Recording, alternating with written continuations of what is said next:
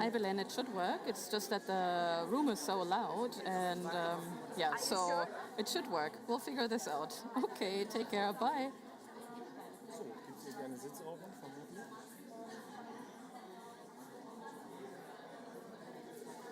Ist das schon mal vorsetzen, oder? Nee, die haben ja zwei Begrüßungen.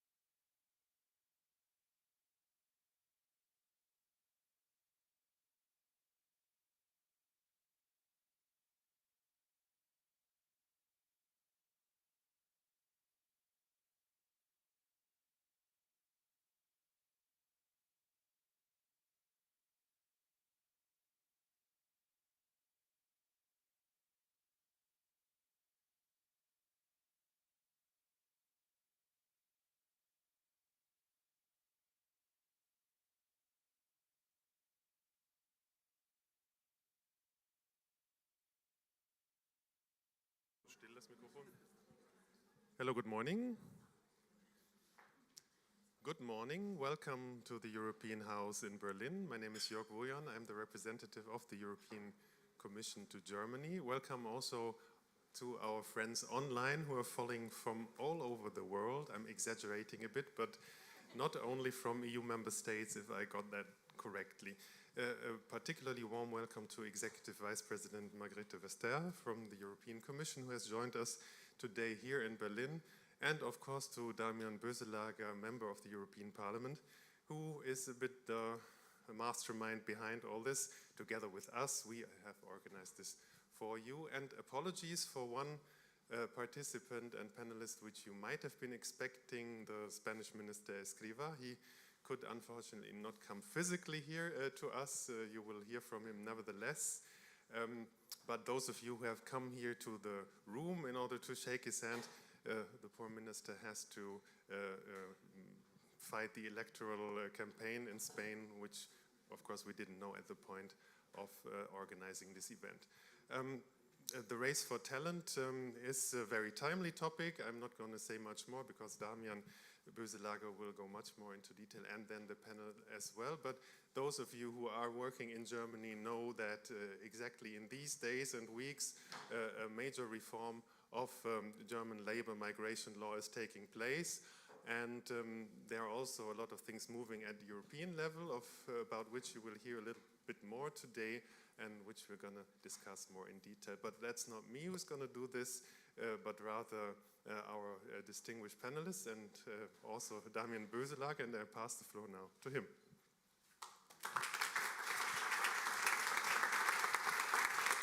So if you expected that I will go into detail, I won't. I will leave this to the panelists as well. But I just want to, I will thank a bit more at the end, but I wanted to thank you, Jörg, and also Nikolaus for organizing this, you, Executive Vice President, for coming and joining us.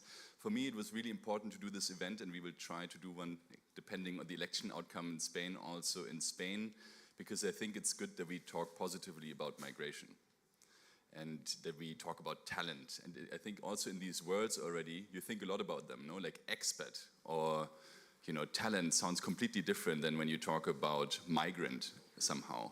And there are connotations to this. And so for me to just have this event and to have all of you here to support it, and then actually within the spirit of talking positively about it, to do that and to actually think about solutions makes me very happy.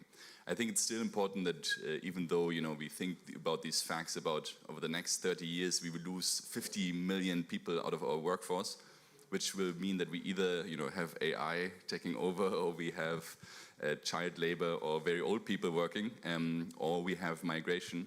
I think it's why we think in these economic terms and about what it means for Europe. It's also always important to think about the fact that we are trying to attract people. And people have an experience when they go through the migration process in Europe. And for me, it's important that, you know, when we think about the practical solutions also later, that we think about how we can make this also an easy and good process, because there are psychological things connected to the pressure of being in a vulnerable position when migrating.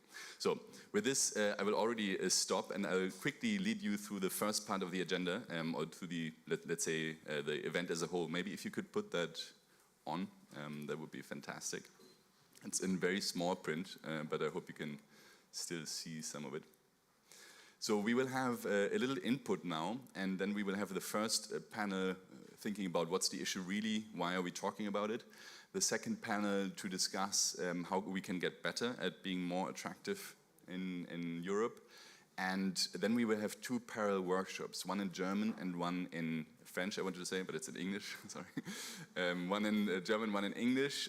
I'll tell you then what they will be, and then we will have a bigger discussion in the room. We have a lot of time at the end, actually, to have a more open discussion. And I would really ask you all to actively participate. When we designed this event, we tried to make it a bit more interactive than usual. So while there will be two panels at the beginning, also, you know, write down all your questions so that we have a good discussion then afterwards. And with this, I will hand over to our first input, and it's Thomas Liebig, who's sitting over there. No, it's not going to happen like this. Astrid is getting up. So allow me to take over, Okay. because we discussed it slightly different in a way. We will introduce the first panel altogether. If you could come up on stage. Thank you very much, everyone. And warm welcome.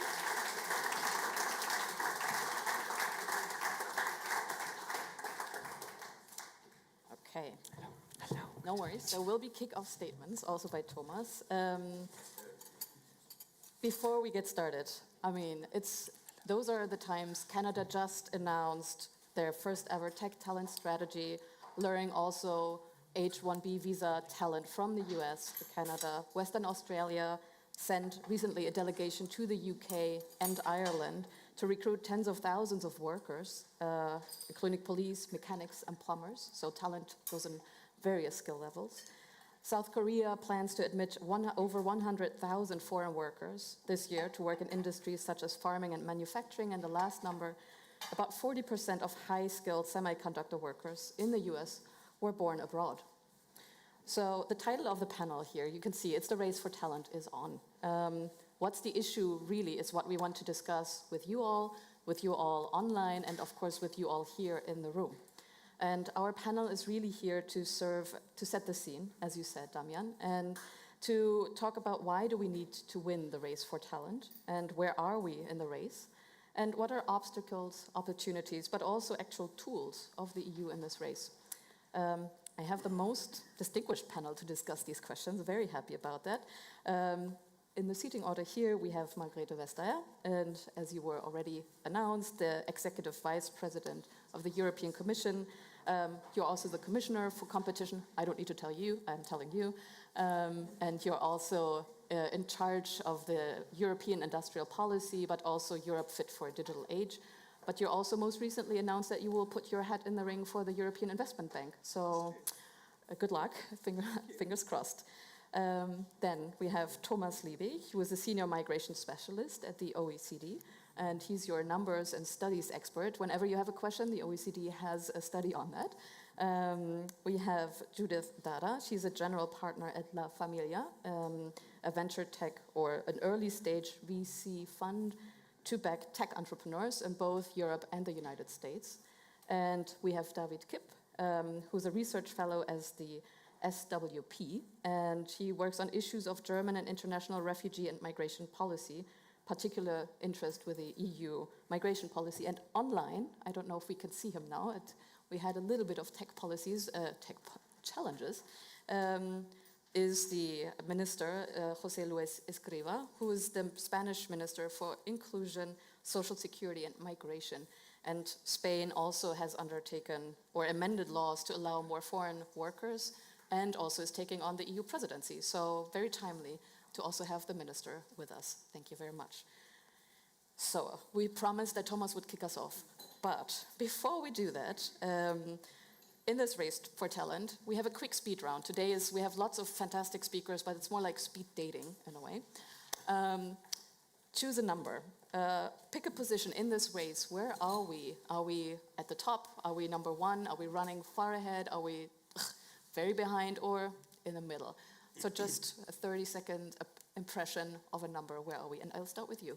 Okay, so if we're between 1 and 10, let's say that spectrum, I'd say sort of in the middle, 5 to 6. Okay. Something like that. Just throwing in another couple of numbers. So about 6 million vacancies in Europe. Last year, 3 million people coming to work in Europe. We don't discuss that a lot, but we discuss the 300,000 who came or tried to come illegally. We discuss that a lot. And maybe events like this can turn this around so that we also talk a lot about the people who comes. Yeah. Okay, or bring it together, because exactly. maybe they're not mutually exclusive. Thomas, pick a number. Where are we? I must disappoint you. I have 3 numbers. No. If you look at the legal framework, I think Europe is somewhere around 4 and 5, notwithstanding all the vast variety of different frameworks that we have in the member countries. If you look at the overall attractiveness package, as we measure them in our indicators of talent attractiveness, I would say slightly better, around 3 to 4. But if you look at the whole infrastructure, including the digitalization of the visa processes and all that, what you need to kind of match the foreign talent with the opportunities in Europe, I would rather say around 7. Okay, so not so good on that end. Judith. I would agree with everything that was said before. I think we're somewhere in the middle. I think overall, and I spend a lot of time in the US or in between the US and Europe, and every time I am in the US, I always remember that I would not want to live anywhere else than Europe. So I think from an overall talent, quality of life perspective, there is no continent in the world that can compete with Europe. And I think talent, and especially young, kind of technology talent, knows and sees that. But I would say our actual capabilities of attracting talent and then also keeping them here and also giving them mobility within Europe, there's a lot of room for improvement. So what would otherwise be the highest mark, I think gets pulled down to what is more of an average. I'm a venture capitalist, so I need to be positive. So average to good mark, but certainly not an excellent mark. Okay, and the quality of life, I mean, is certainly a factor. Of course, that's important. David.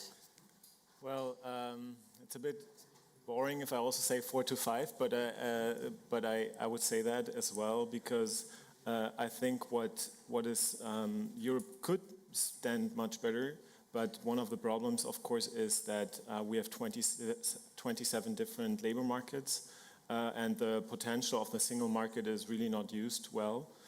So 27 different rules for immigration and labor market integration, and a lot of different deals, migration partnerships that are bilateral. So if every country now agrees on its own migration partnership with India, like Austria and Germany just did, maybe that's not the most effective way to speed up talent attraction and recruitment.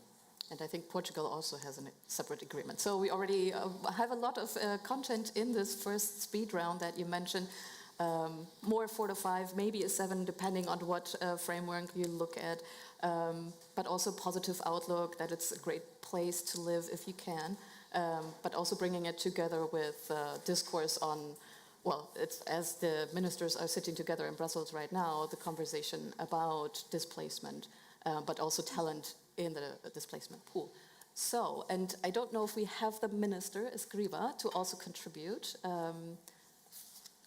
That might be a tech, but if not, we'll just... Could you repeat the question, please? Because I'm having some difficulties with the sound. Okay. Perfect. Hello, welcome. Now we can see you. Did you hear me? So the question is, just a brief speed round. In the race for talent, where are we currently? Just a number from your assessment. Are we in the first place or are we more on the 10 at the very last spot? Where are we? In terms of, you're asking me to define this in terms of a mark between... Yes, if okay, possible. I think we are far away from a high level. Okay, yeah, okay, I think that's a very honest and good assessment. And of course we'll discuss that further. And the reason, if I may explain why, the reason for that is that we are very far away from a single labor market in Europe. There is a worldwide competition for talent, and if we want to compete with the United States can offer talented people in the world far more than us, a huge single market with a lot of opportunities, mobility, recognition of a single certificate diploma served for the entire US, for instance. Here in Europe, we still have a very much segmented labor markets. And we, over the last decades, I would say even, we haven't been ambitious enough in moving more decisively towards a single labor market. Actually, the original idea was that following the single currency, there is a need to move decisively to a single market in order, among other reasons, to make profitable and to exploit the possibilities of the single currency in terms of economic prosperity. And we haven't been ambitious enough in this respect. Okay. That's the reason why I think there is still a lot of room for improvement. That's a very positive way of putting it. There's lots of room for improvement. And with that, Thomas, I would hand it over to you, and you now provide the kick-off statements. Why do we need the talent from outside? What's the gap? And as I mentioned, a few numbers, but also your perspective on how we can move ahead. It's obviously very hard to kind of put a single number on the shortages that Europe is facing right now.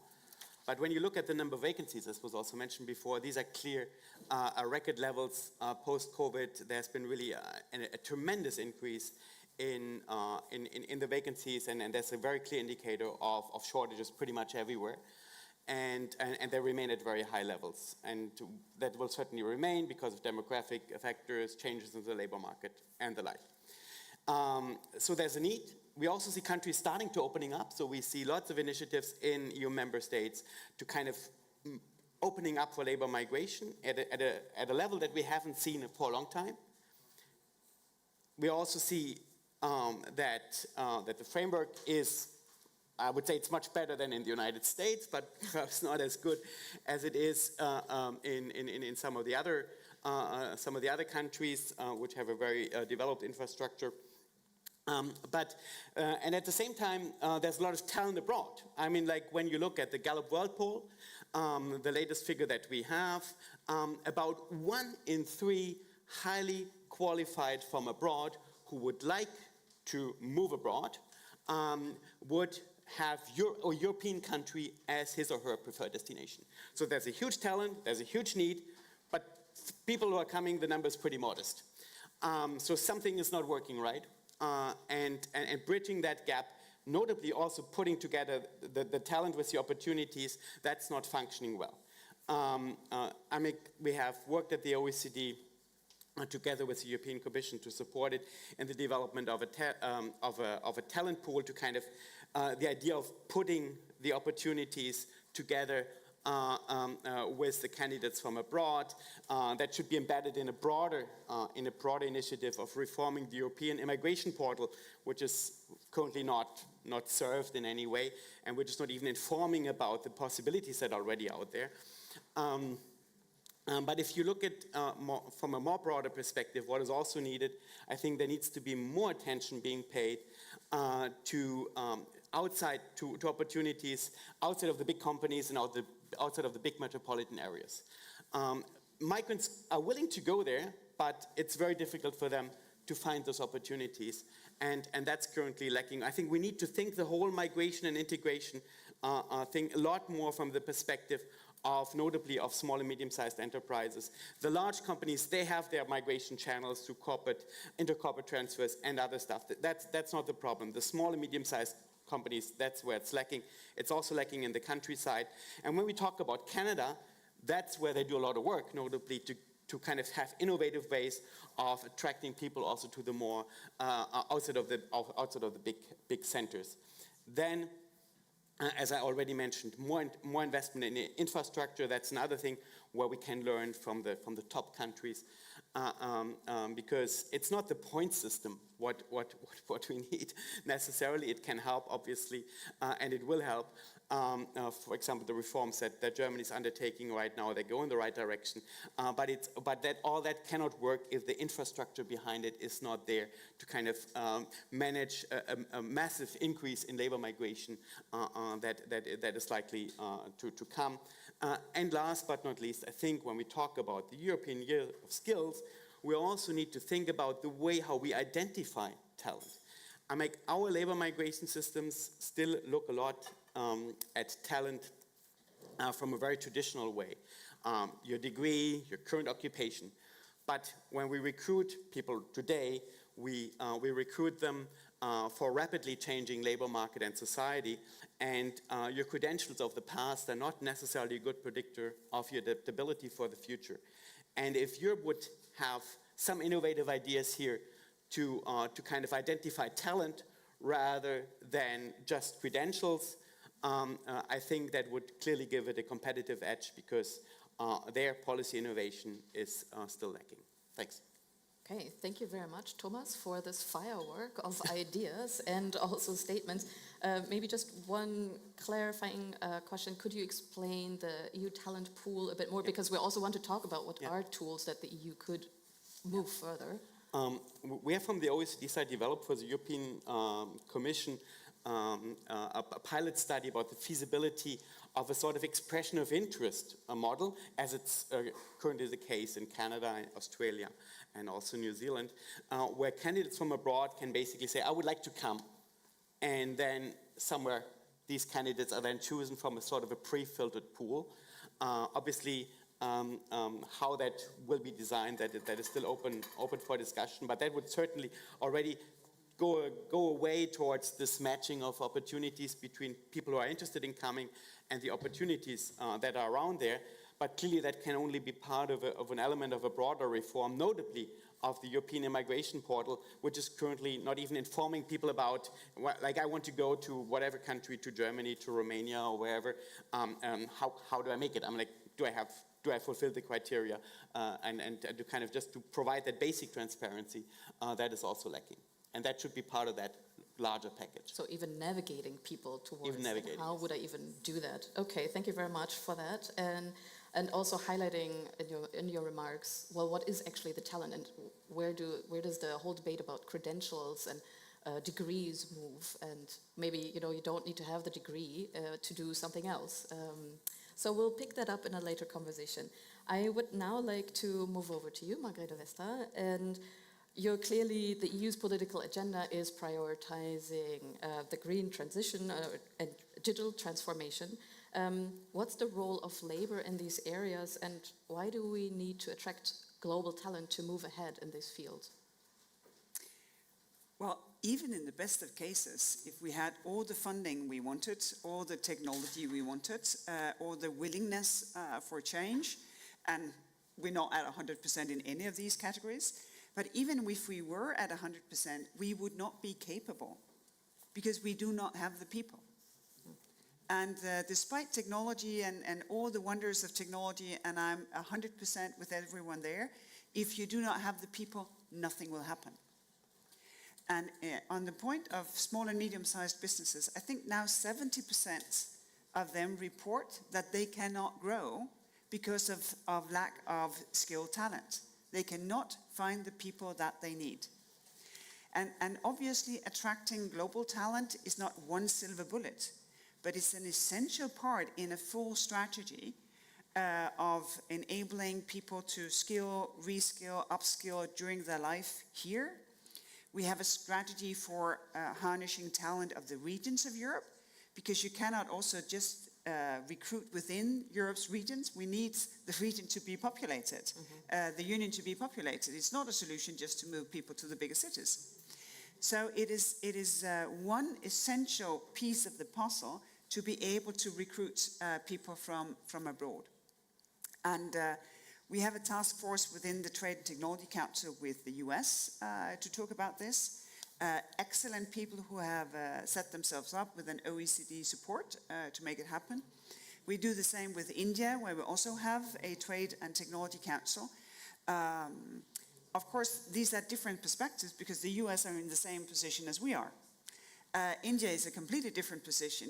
They educate millions of, for instance, ICT professionals every year. And they are highly mobile, so more than willing to look. So we have an issue in making it easy, convenient to come here and to promote the quality of life that you get. Because you can get an excellent job in ICT in a number of different places on this planet. But it's only in Europe you can get the European way of life. And it's only in Europe where you have, set your goals to be a climate neutral continent, not only 2050, but also minus 55 in already 2030. So there's also a mission, there is purpose, you can be part of something. And I think it's really important to be out there because a lot of people, they say, I want to make a lot of money. I want to have a good life. And I want to make sense of it. I want purpose. And I think we're too shy in saying, well, this is what Europe can provide. And if we're too shy about that, we never get the incentive to break down all the barriers that we have raised to come here. Okay, so we're too shy. We need to be easy and convenient more, but also enable people to dream their life here. Yes. But you also said, well, we still need people. We need lots of people that can live everywhere to move ahead also in the digital and the green transition. We already, Damian already mentioned, well, with the AI, it's everywhere now, and everyone is talking about the potential of AI, the impact on the labor market. Do we even need more labor? What is it how do we know what skills we're actually looking for in this transformation? But this is not a new problem. This is not a new problem. This happened already in the first industrial revolution.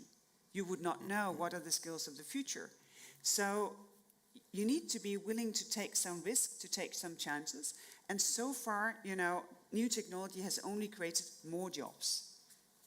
And as the situation is now, you also need people in every sector of care, of service. You need them in hospitals, you need them in care homes, you need them in nurseries, just as well as you need them as, cutting-edge innovators and entrepreneurs when it comes to everything related to semiconductors or AI, whatever.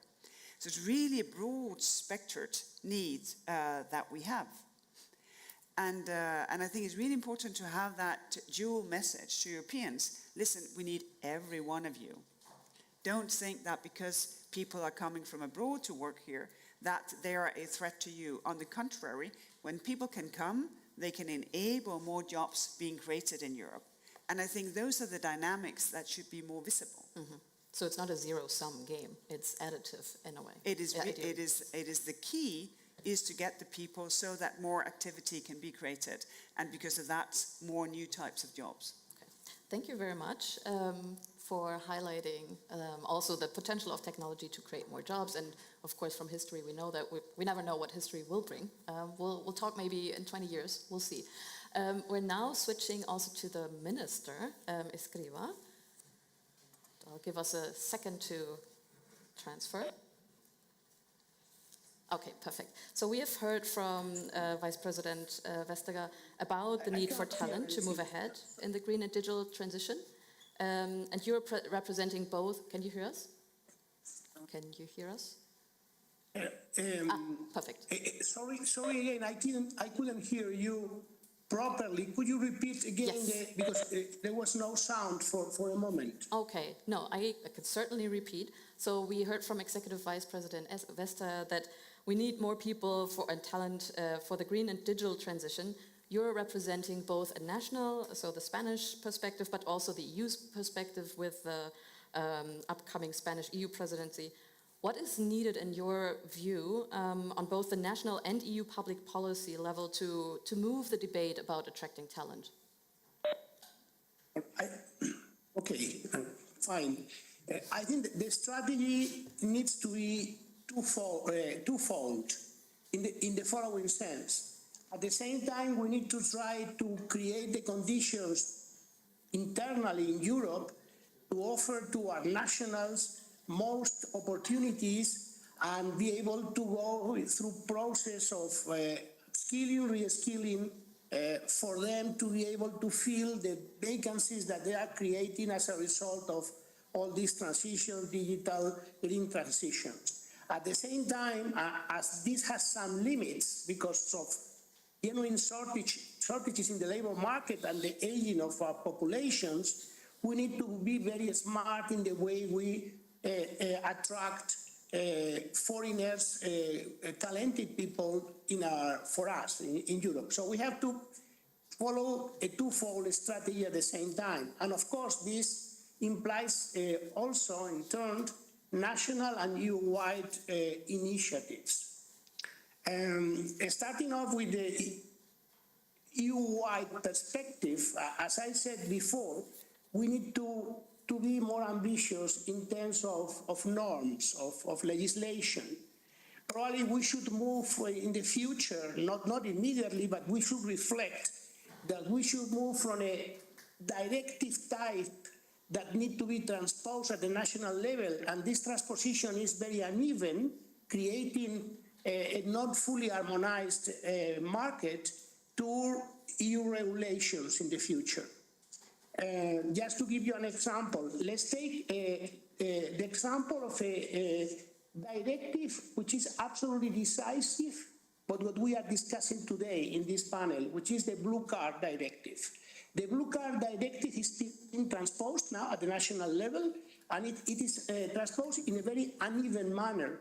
Also because in the design of the directive, there were already margins, significant margins given to member states to decide the level of transpositions. What is at the end of the day, the outcome is, as I said before, and also you mentioned, that is something which is a market where there are still many obstacles, and the mobility of workers across Europe, in this case, workers that were attracted nationally from abroad, but that then they need to move freely in Europe, is far from being achieved. In our presidency, we have two directives which are also, we need to push two directives which are at different levels of discussion, which is the single permit and the long-term resident directives. These two directives are also very important for what we are discussing today. And positions are still not very aligned in some elements of these directives. And still what I feel, and is something that is not desirable from my perspective, is that there are still very, very much on some issues national perspectives, which implies that this idea that we need to move progressively over time to a single labor market is not fully interiorized in some member states. And pursuing national perspectives, which are sometimes short-term, and have to do with short-term national debates or problems, this should not prevent us from a medium and long-term perspective, moving more decisively towards policies that remove these obstacles. If we are able in the years to come to do that, I think that Europe will be more attractive for talented people, and also the migration policies that are still pursued very much at the national level will have increasingly over time a European dimension that is badly needed. At the national level, I think that in our case, I think we feel that we need to, what I sometimes label as a smart investment in human capital. I think that we have to rethink the way the public policies are designed in order to give more opportunities to our nationals in the challenges ahead, resulting from various transformations. For instance, certainly sometimes a result of the transitions that were referred to, there are senior people which have difficulties to be kept in the labor market. So our active labor policies need to be more thought to senior people that used to be in the past. Yes, thank you. Something that is also very important is to work in the direction of micro-credentials. Now, for some professions, you need adjustments or skills which are very, very specific, but can be adopted in limited periods of time. This implies working also from a European perspective in terms of the recognition of credentials, something I didn't mention before. And very much, I think there is a still need to work more closely between governments, public policies, and the private sector, the firms. Sometimes it's in the entrepreneurs, the firms know much better than anyone, of course, the needs, what they really need, the skills. So we have to put together more the educational system, the universities with the firms. We also need to probably to give more incentives in terms of subsidies, whatever, for dual training with the firms, vocational training, but other training, because it's key. This is something we are doing in Spain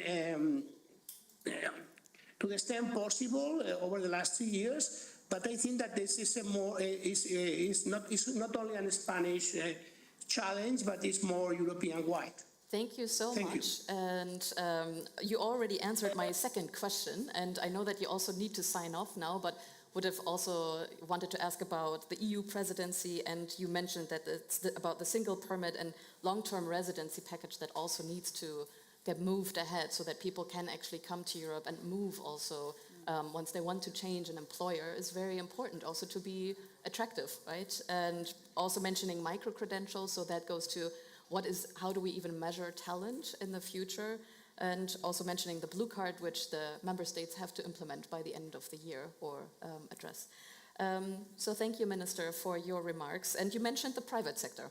So that is, of course, my segue to you, Judith, as a general partner at La Familia, setting out venture capital to young startups in the tech scene. Are we attracting enough people from outside to set up a startup here in the EU? I mean, you mentioned it is a nice continent to live on, but. Yeah, so I think the numbers speak a very clear language. We actually started measuring this in Germany a couple of years ago with a report that's called the Migrant Founders Monitor, and it actually shows that every fifth company that's being founded in Germany actually has someone in the founding team of the kind of nucleus of the company that has migration background, right? So we very clearly see that there is talent from abroad coming to Europe, starting companies here. We actually also see that that migration talent tends to be more highly educated than the kind of native German pool of founders, and they tend to be more ambitious in the goals that they set for their companies.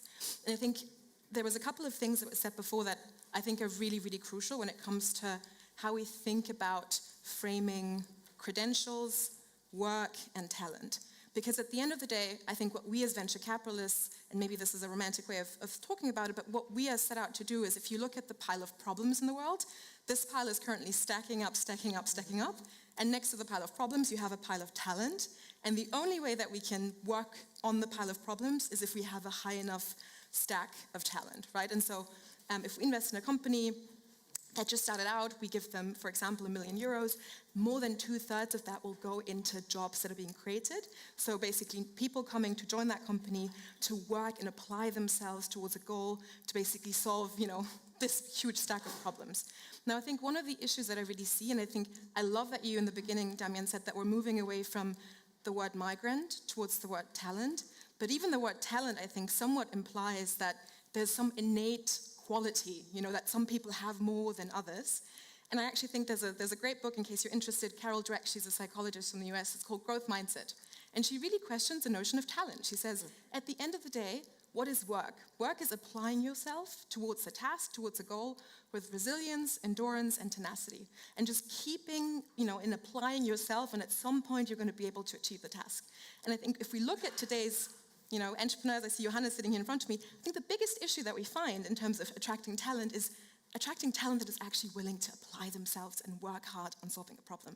And what we tend to find is that talent that has a migration background actually has a lot of capacity and a lot of willingness and hungriness and motivation to actually work hard and apply themselves consistently in working towards a certain goal. And so I think even the notion of talent is somewhat excluding a lot of the talent out there. And we said in the beginning, why is it that when we speak about migration, we immediately think about asylum seekers, and there's all this negative connotation that comes with people looking for a better future, willing to do the work. We spoke about the energy trains. We actually backed a company here in Berlin.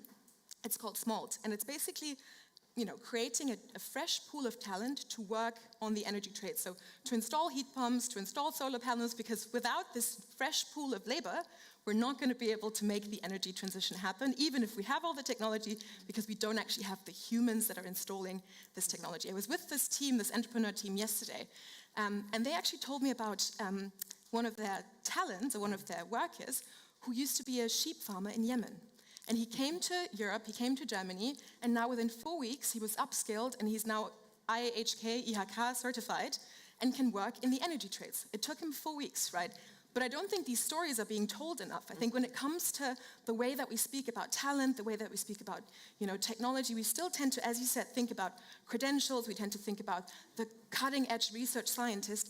And I honestly think that pool of talent has been fine for a long time. We have the blue card, they fit under that criteria, and so on and so forth. I think the massive pool where we're missing talent is, kind of in this more murky gray space, where there's a lot of negative connotation, both on the political side, but also in the general public. And I think all of us from kind of a private capital perspective, but also from a public perspective, need to do a better job in telling these stories and saying, hey, listen, the pile of problems is really piling up.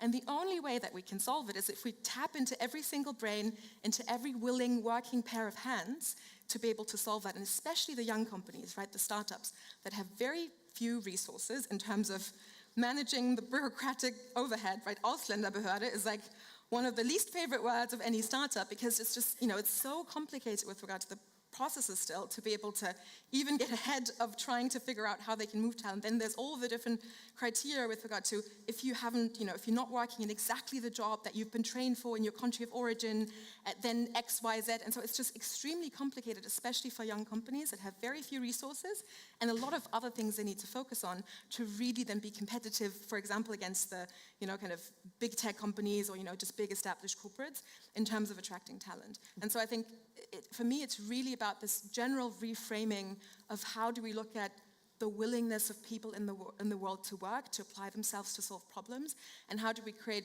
a very equitable space. And this also, by the way, goes for women, right? I think that's when it comes to women, we speak about talent in a very specific way versus men, and I think, again, this also will apply to the migration of women in the future, because that's a massively untapped resource still.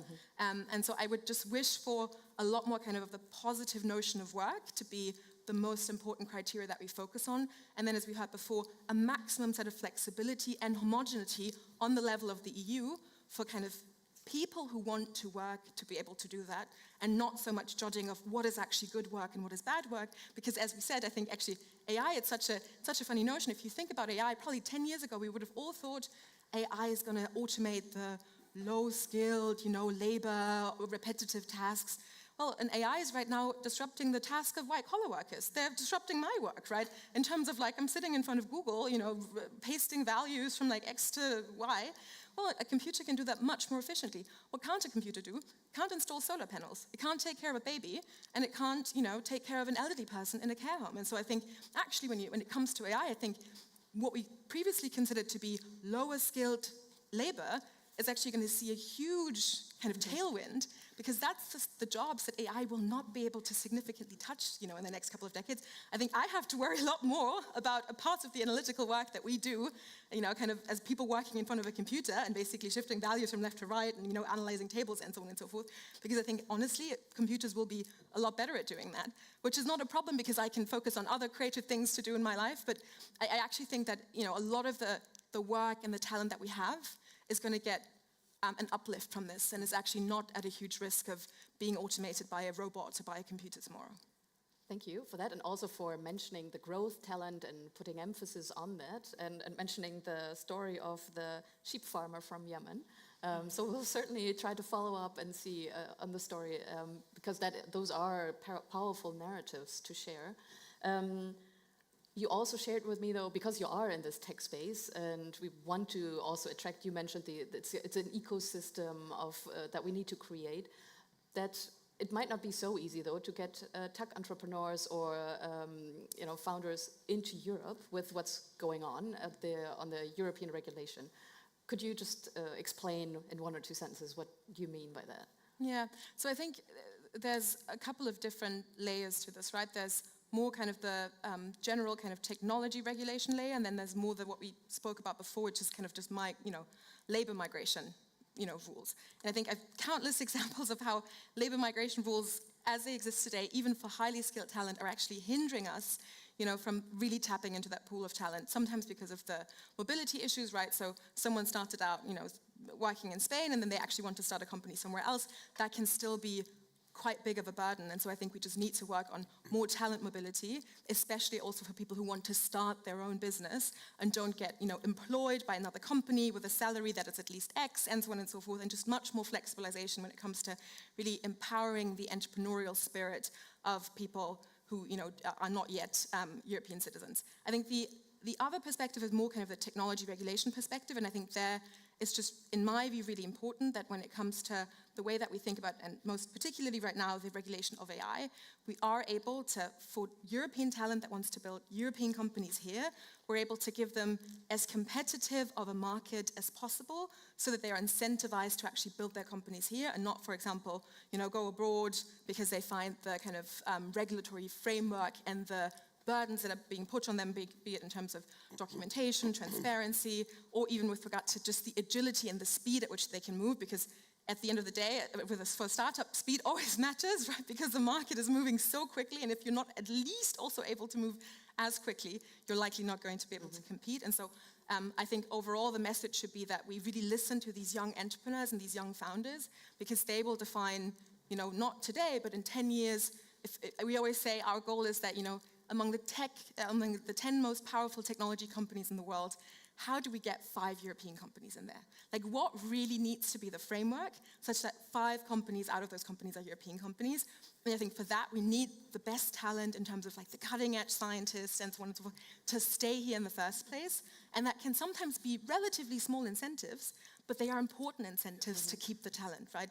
And so I think there's, we can go into more detail if that's interesting, but there's a couple of things that are currently being interpreted as part of the EU AI Act as being somewhat hindering, especially towards young innovative companies wanting to start out here and then seeing more attractive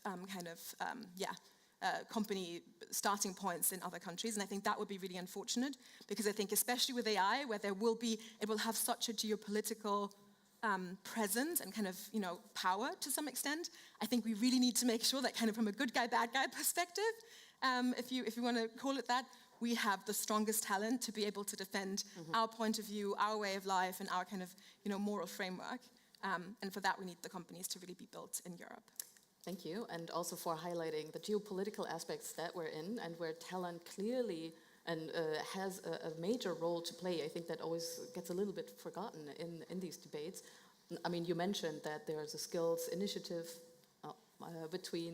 with the TTC, but I think it's important to remind ourselves that this is an aspect that we also should look at. Switching gears, coming to you, David, and everyone online or also in the room, if you want to prepare questions or comments, please get ready. And we started 5 minutes late, so I'm looking at the moderator of the next panel to grant me 5 more minutes. Yay, okay, thank you. Okay, so David, switching gears now from the private sector back again, you're a researcher looking at EU migration and mobility. So what do you see are the 1 to 2 biggest challenges for winning the race for talents, but also for reforming migration policy? Is the EU really set up for legal pathways? I mean, we heard a little bit about the portal, well, not so well. The minister said, meh, kind of far away in a way. What's your perspective? Well, I'm trying to pick out points that weren't said, but one aspect that I would also like to continue, Damian, and now you also talked about the question of framing and how do we call, how do we frame the challenge ahead?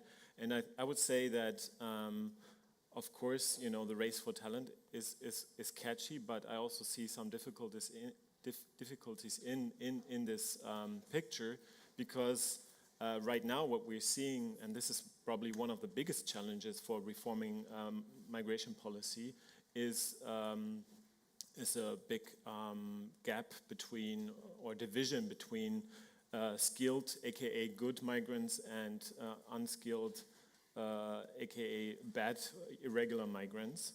And I don't want to go into the details of the discussions that were also long last night in Brussels, but I also don't know the details. But I assume that the protection, I think it's fair to say that the protection space in Europe is shrinking, and Europe is becoming tougher on preventing irregular migration coming to Europe, and is also lowering the barrier a bit in cooperating with autocratic regimes on achieving that. So that, of course, does something with the welcoming culture. It's not like those, of course, it's two distinct legal concepts, legal migration and asylum, and we should keep it that way. But of course, you can't have like a partly welcoming culture. Either you have a welcoming culture, or you have problems with xenophobia and racism that also affect a legal migration system. So I think this is one aspect to keep in mind. And I would also really encourage to acknowledge the contribution refugees, for example, already have in our economies. I mean, you always, Thomas, at OECD have the most recent numbers together with, of course, the German counterparts in this discussion, but half of the people who arrived as refugees in 2015-16 are now in labor. And of course, we shouldn't expect them to fill the gap that we talk about, but they can help reduce it. And I think that Spain has its experience with regularizations. Germany has just passed two laws that also help maybe in switching the lane from asylum to labor migration. And I think that is an important aspect in the whole debate. Of course, those always go along with cutoff dates, so that there's the pull factor that many politicians fear is relatively low. Coming to the second part of your question, I would say that given this general sentiment, of how we talk about migration, I don't really see much appetite among member states for comprehensive reform of the labor migration acquis. And everything that was said, that the current acquis is very fragmented and underused or partly used, and I can confirm that. And I think we see the member states currently being the innovators in this field with, for example, a nomad visa in Portugal or e-residency in Latvia. Those are interesting developments where I think the Commission can play a good role in starting knowledge exchange. I think there's something like a labor migration platform. Of course, that's very basic stuff, but it's important still. And of course, also by funding innovative approaches and then helping to really also reduce structural hurdles for immigration. And there, of course, in Germany, everyone knows, and I think the second panel will talk about it more. I don't know how much the EU can do, but it can probably give incentives for digitalizing visa processes. So I don't know if there's really like the grand structural reform or even EU labor law or act, that labor migration act that we can expect, but more, I think, supporting member states and maybe complementing, of course, industrial strategies with a labor migration component could be, looking at specific sectors. Those could be pathways to success in this field. Okay, thank you so much also for highlighting simultaneously the discussions we're having on displacement, but also on labor migration, and that there are segues, as you mentioned, the German law, the Spurwechsel is your German word of the day. So that's now a part of our new law. But also to highlight that more innovation is happening at the member states and that your assessment is, well, it's rather meek or bleak, let's say, on the outlook of a more comprehensive approach, although there are innovative spotlights in the member states. I'll open it up to discussion for the discussion and questions at this point. Is there anyone in the room or online? Nope, in this, all the way in the back. And if you could briefly introduce yourself, and if it's a question, let us know who you direct it to. Hello, I'm Konrad from Berlin. I'm here because I'm in the same party as Damian. No, but I have a question for Ms. Vestager. I don't know how to pronounce your last name, I'm sorry. But you very briefly mentioned something that I found very interesting about Europe offering more than a job. You said Europe can offer a purpose for the people that live here and some kind of ideology. And I was just reading something about this, like that at the moment we're in a time compared to, 20 or 30 years ago where we don't have very strong ideologies anymore. We don't have like the communism with this vision of the future and then American-led capitalism, because both of these systems kind of collapsed in their own way, in the sense that no one believes that American communism is going to make the world great, right? American communism, American capitalism, sorry. I was going to say, I missed something.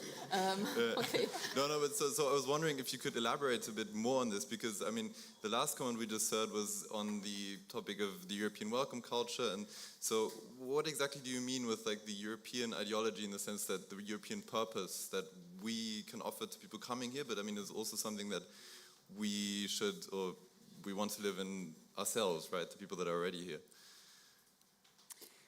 Well, first and foremost, I can tell you my parents didn't think about me working in another country than my home country, because no one can pronounce my name outside of Denmark.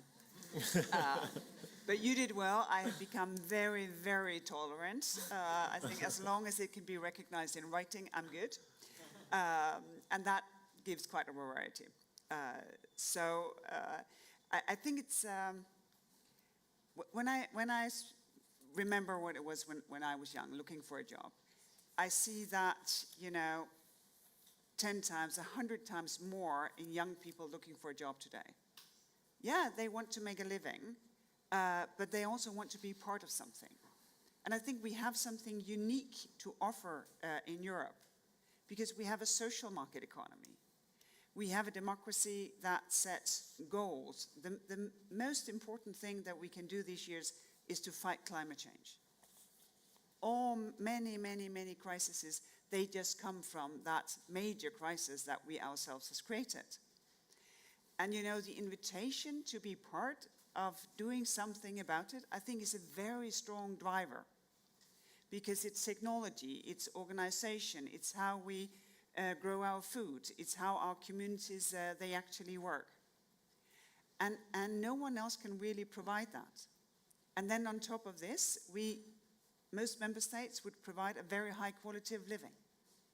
You can get your children cared for, you can get them into good schools, you would have ease of infrastructure, you will have vacation, compared to other continents, actually you can travel for vacation. And then, of course, you find quite good jobs. And I think we are, as said, too shy in sort of promoting these three elements of a fulfilling life. And I think we really should promote it, because when we're in this geopolitical competition, the technology race, all the other races, we would be so poor Chinese. We should really leave it to them. And I don't think we would be that good Americans either. And in that light, why not promote more what we do? Because, I find it very difficult to find someone young who says, I just want a job. It's just going to finance my free time because I have this. No, you want it all. And I think that is fair enough, and I think we should promote it. But I somehow share that sort of bleak outlook that we're not good at it. Because we make so many barriers.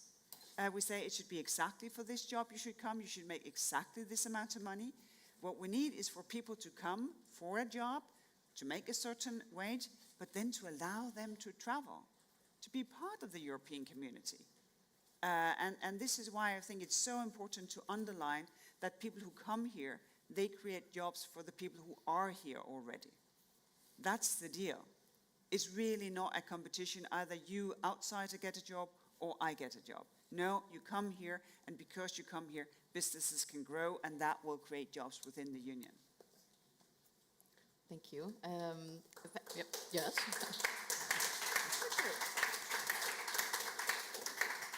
I have one more hand up there if you wanted to introduce yourself.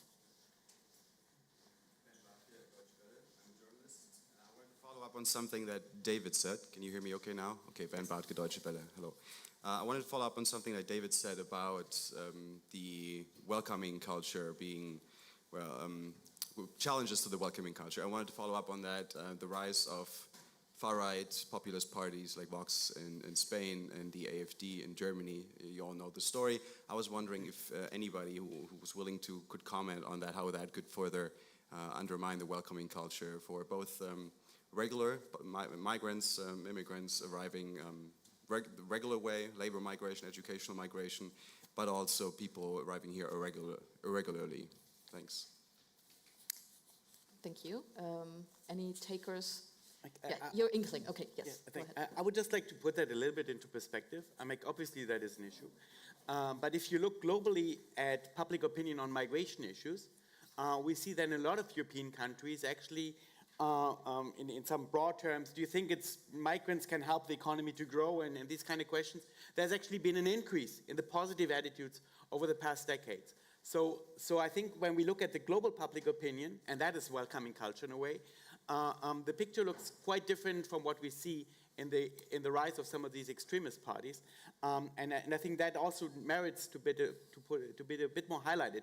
And more generally, I think we should highlight a lot more the positive trends. 2 weeks ago, we published with the European Commission a report settling in on indicators of migrant integration, where we looked at the trends in migrant integration. What do we see? Migrants today are a lot more skilled than they were a decade ago, the migrants that are coming to Europe, regardless of migrant category, by the way.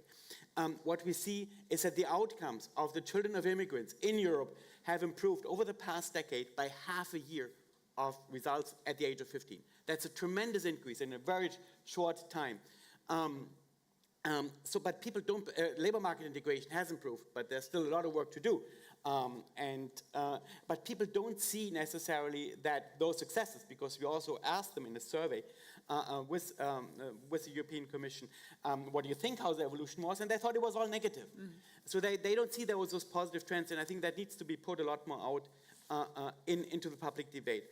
But last but not least, I would like to take up a point that was mentioned by David. I think it's very important when we talk about attracting more talent that we also do better in terms of integrating the people who are already here. If we just look at the highly qualified migrants who are already in Europe, if they would have the same employment rate, I'm not even talking about the quality of employment, where they're half as likely to be in a good job as their native-born counterparts. But just having a job, if we would manage to just bridge that little gap to make sure that they unemployment as often as the native-born counterparts, more than 1 million people in Europe would be in employment. And I think that is also a precondition for this overall openness, because if people are well integrated, then the acceptance of migrants increases, and also migrants see, okay, here's an opportunity for me and my family. Okay, thank you and as I said, you always have the numbers and the surveys, so thanks for that, Thomas. We're coming to an end of this, and I see Alex is already there. Yes, he noticed that from Spain we would have another, from the minister. He has another comment? Yeah, okay. would have another comment. Then, please, we'll have, before I do the speed end round, I thought he was gone. So, the Minister Escriva, if you wanted to have your final Thank you. I wanted to say something on regular migration and lawful pathways. I think this is absolutely key. And again, I think that there is margin for improvement and being more ambitious in Europe. Very much of what we say in Europe about regular legal pathways is primarily rhetoric. It's primarily rhetoric. When you look carefully to the initiative European-wide that we are taking with origin countries, is very scarce. One of the few ones is that of the Commission that we very much encourage of the talent pool. But apart from that, there is not too much. And when we are talking about regular migration, this means always working with the origin countries very closely. And we do very few in Europe. Actually, in the Spanish case, we are doing far more with the United States and Canada relative to Latin America than at the European level. We have teamed up with the US and Canada, and we have a number of initiatives in order to promote regular pathways of Latin American workers to both Spain, United States and Canada. And we are working very well. And in order to work with the origin countries, this needs to be multilateral. And I think still in Europe, when thinking of origin countries, the discussion at the policy level is very much swayed, dominated by security considerations. And labor market considerations are not sufficiently the focus of the discussion. And this prevents us from moving more aggressively or decisively to cooperate with origin countries in many respects. Yes. This is a pity, but the future needs to be lawful, regular pathways. There is no alternative to that. Thank you so much, and very important, and I think that's also the point that you made, David, in the very beginning, that you said, why is it that Austria has an agreement with India, that Germany has an agreement with India, Portugal, why are we not figuring out what this could be together? What does the EU have to offer? Or even if it's putting up infrastructure to maneuver a joint partnership. So far, as the minister said, labor interests are really not in the middle of these, what they call talent partnerships. It's, as we all know, about other things.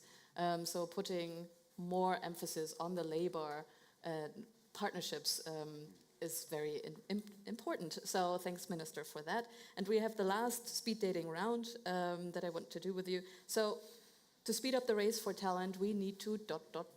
And I'll start with you, Ms. Vestager. Oh, to speed up the race for talent, I think we need to be more European. Okay. We need to see that it is what people see Europe from the outside. They don't see this member state or that member state, they see Europe. And I think we could do much better in having, you know, a one-stop shop entry point instead of 27. Yeah, but usually, well, that's my go-to answer. Be more European. Okay. So to speed up the race for talent, we need to be more European. Thomas, ... And just in a sentence, yes. We need to? We need to invest a lot more into the migration management infrastructure that includes these kind of initiatives to enhance transparency, to kind of match the talent abroad with the people already here. But more generally, learn from the good countries which are doing it well in terms of also looking at the infrastructure. Perfect. Judith, in order to speed up the race for talent, we need to? Make Europe the best place for young, innovative talent to build and work in companies. Thank you. It's hard after that. So to speed up the race for talent, I think that we need to bring the interests of, or consider the interests of migrants and countries of origin better. Thank you. And I don't know if the minister is still on. I don't want to forget him. In order to speed up the race for talent, we need to ... Sorry. We need to do a lot of more things in areas such as digital nomads. We need to, this is the future. We need to make a framework in Europe for digital nomads that be more attractive for students, for foreign students to come to Europe, make it easier for them to work here afterwards. We need that the public money that we put need to be at the exchange of education, training in the firms. I think these are initiatives that still need to be pursued more intensively. Thank you very much. And with that, thanks to all of you, also online and here, of course, on stage. Thank you very much. I hope we set the scene for you and also for the next panel. Thank you.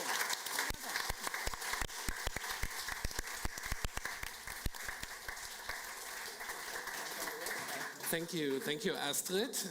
So we are not taking a break. Everybody who wants to get on the panel, you still have some time. My name is Alex Tam from Cosmopolis.org. We have no real break, but I promise you will get into a coffee break at 11:30. So, but now hearing all these policy perspectives and the bigger picture, we want to be more concrete. We want to know what's happening with on the concrete legal issues, what's happening for companies and startups. But most of all, we want to start now, and while we get some fresh air into the room, we also get a different perspective on the panel, because we have now two statements from a migrant perspective. And I'm very happy to start off with a short statement. Mr. Cemalettin Özer, where are you? Here. A big applause. Thank you for coming.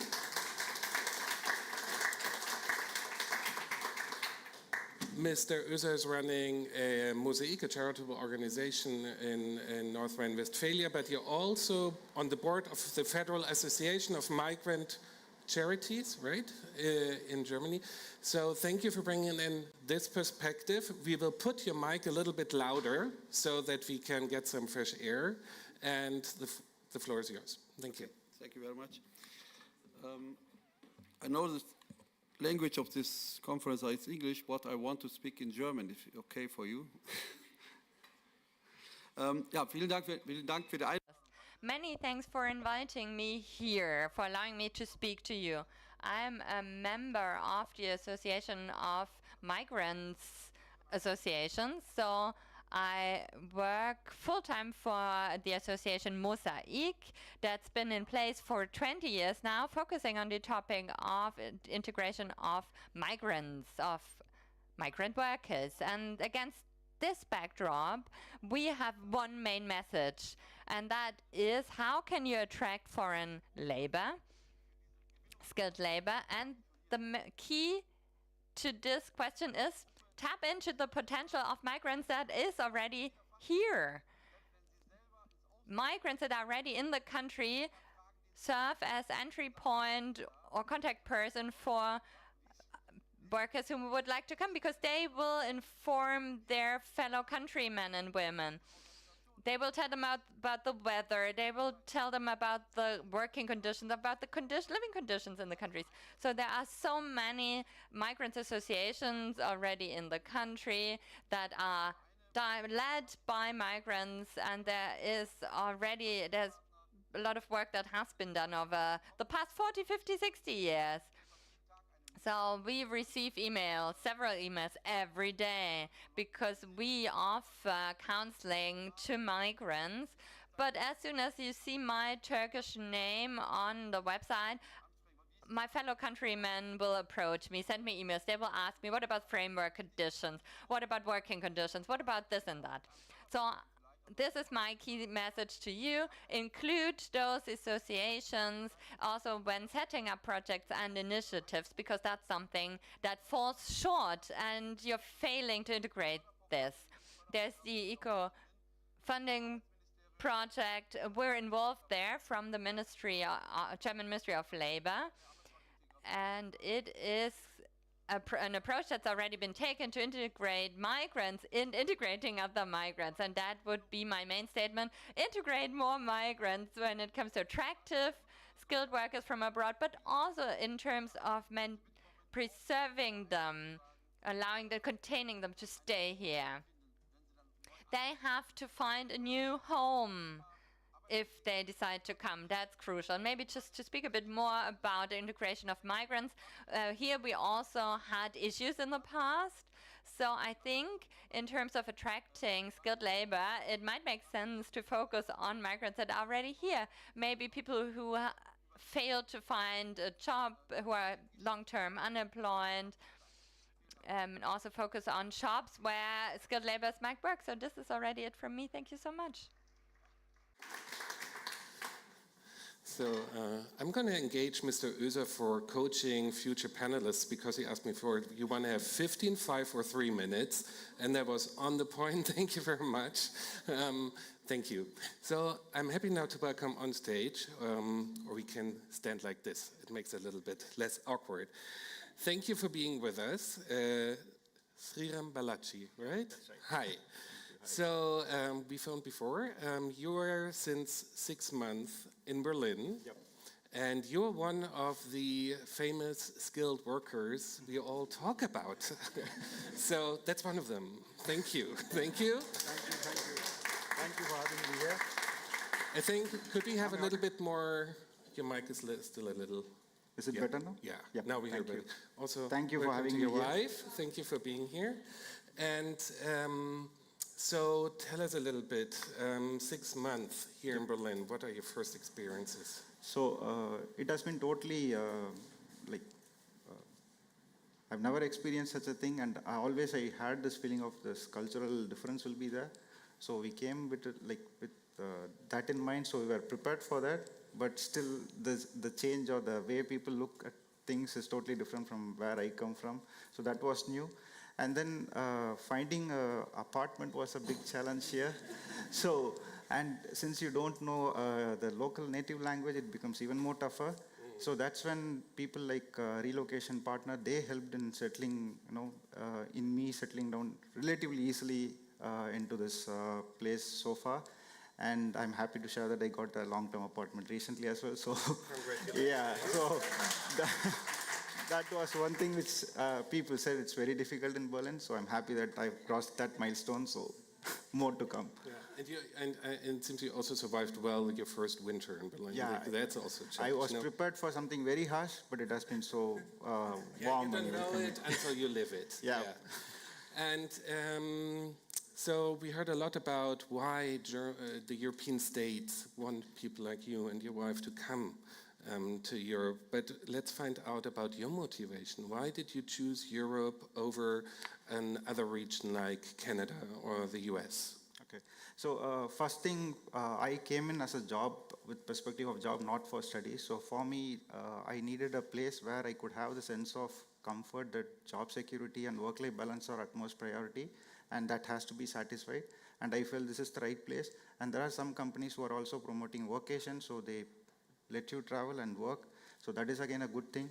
And these two things were primary motivation for me to look for Europe. And then Europe is also known for like a lot of tech hubs. The policies are encouraging people to start up and promoting startup culture, which in turn brings in more job opportunities. So all these things add different perspective for a person who is wanting to come here on a job. Second thing, there are many nations who are offering job seeker visa. So this, from an outsider, if you know that this country is offering a job seeker visa, it makes you feel like, okay, there is really a job there. You have some value there, you can go there and then you can actually start a career and establish yourself there. So that was two main reasons which made me feel like, okay, this is the right place. And I had this thought like before pandemic itself, but because of pandemic, it was a little delayed and I'm happy that I'm finally here. Okay. Yeah. Thank you very much for coming to Berlin. Thank you very much for being here today, also with you. Thank you. And sharing your story. And now we get to the next panel. Thank you very much. Sriyan Balaji. Thank you. That said, I would like to invite my panel now here. We said we will become now more concrete, more, into the doing, into processes. And I'm happy to welcome, in order, like you will sit next to me, Gunilla Finker from the Federal Ministry of Labor and Social Affairs. She's the Director General for Skills, Vocational Training and Securing a Skilled Labor Force. Thank you. Thank you for being here, Gunilla. Next to her, I would like to have Johannes Reck. He's the CEO and co-founder of Get Your Guide. Thank you for being with Johannes. And with you will be Bettina Offer. She's founding partner at Offer and Mustman and one of the most renowned legal experts and counselors on migration issues here in Germany. Thank you. And joining us here in Berlin for live from Brussels, thank you for coming here, Arne Franke.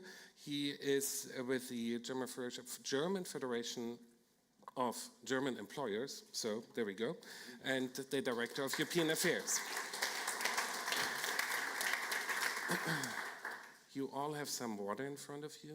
Please use it. You might have tried out. So let's get a little bit into the issues. I'm going to start with you, Gunilla, and I'm not going to go into bios. They're all online. You find them on LinkedIn and so on. Check them out. Gunilla, we want to talk about Europe, but we're in Berlin. You are part of the government structures here and probably quite busy with the new legislation that was just agreed upon last week in the Bundestag. So before we turn to Europe, let's have a quick look at this. Do you think this will be the new, and we will concentrate on skilled labor, will this legislation be a new cornerstone for future European legislation? Will it have an input, and what does it, what do you think will be your first next steps you have to take to get that legislation into doing? Well, I mean, it's certainly one of the most liberal immigration laws worldwide, from the legal part. So I think whether it's going to be a blueprint for other European states, that depends a lot on the political situation in these states. And it's also clear that right now we facing, I think in a lot of European states, a very difficult debate. So I'm definitely very thankful that we've been able to pass that law in Parliament, and we are waiting for sort of the second chamber. But is that sufficient? No, certainly not. The best law doesn't mean anything unless it's really implemented well, and implementation is actually the bigger challenge. This is a big frustration for every lawmaker because you have this long process, and then once the law is digitally published, you think, no, that's it. But then it takes another 2 to 3 years to really get it on the ground and get it going. So that's certainly the case, and there's a lot of challenges in the process. One being the whole, I think that was mentioned a number of times before, the whole process, starting from visa application, the question of digitalization, but also then to the foreigners' offices in Germany and the reception you get there. A second really big challenge, of course, is the willingness, but also sort of the real sort of empowerment of especially small and medium-sized enterprises to attract labor in third countries, which is a huge challenge, sort of matching. I mean, people in third countries say their biggest challenge for not migrating is that they don't find a job. So they don't know how to find a job in Germany. That's a big challenge. And finally, I think there's a huge cultural challenge in the sense of a more welcoming culture, being more really sort of open with all those challenges. And I strongly believe that Germany, other than most people say in this country, will not be shrinking. We will be staying the same or actually growing. So there are, of course, huge challenges regarding schooling, housing that were just mentioned in the case. They're really practical challenges that we all have to meet. Thank you. And if you look, I mean, today is the European Council. It was announced that we'll talk also about skilled labor. Over here are different topics now. Of course, there's a lot going on. How is your dialogue with your European partners, how to improve the implementation of more skilled labor migration? I think it's very slow. It's very slow. I mean, we have sort of this initiative regarding the blue card in an automatic recognition of credentials that are recognized already in one EU country, and that's a very slow and cumbersome process. Of course, sort of having better free mobility for employed third country nationals within the European Union would increase the attractiveness. I don't right now see that much of a momentum in other EU member states to really sort of liberalize the access to their country. So I'm rather hesitant in sort of progress in the short run right now. But I do think that the whole question of recognition of credentials within the European system and all the very good, in my view, really very good work the European Commission is doing and the excellent work it has been doing, really shorthand showed notice for the Ukrainian refugees, that is also sort of setting a precedent where we should all build on and make that now available to other nationals. Thank you. And I'm going to go now to you, Mrs. Offer, because as a lawyer, you're very deep into the sort of translation from a law into practice and how people can actually find their way. I'm sure you already commented publicly on this new legislation, but give us an outlook, what you think is necessary from your side, from your practice, to get this law into a concrete transmission. And maybe you could also tell us where you think a European country or a European legislation that is very much on your mind when you have a goal, that's how it should be. Thank you. Yes, I am following the lawmakers' attempts to improve the law on immigration, skilled immigration to Germany over the past 15 years by now, 20 years. We had the first Skilled Migration Act that came into effect in 2020, and everybody hoped that it would make things easier. Then came the pandemic, so the first Skilled Migration Act didn't really have that much of an effect. It had some, but not that much. And now we have a second try. But unfortunately, again, we open up the possibilities for foreign migrants, for foreign talent to come to Germany with opening up various categories, adding something here, something there, being more liberal on one side and being more liberal on another side. But what did not grow as well as the possibilities to come to Germany was the migration infrastructure. And we're currently seeing that this is the major bottleneck, and even more a bottleneck than the law, which in the past has also been already quite liberal, which the OECD said some years ago. The real bottleneck is in the authorities, because if you have the possibility to come to Germany because you found an employer and you fall into one of the categories where you even can come to Germany, but then you have to wait for months and months to get a visa appointment at the German mission abroad. You will not go to Germany. You will go to any of the other countries where you can get your visa slot earlier. And that's one of the major problems. And the other thing is, if you have people already inside Germany who want to change employers and they need the approval of the of the foreigners authority, the immigration authority, the local place for that, and they can't get it because the next appointment day they get is in like 3 months' time, and they want to switch employers now or next month, they will be quite unhappy.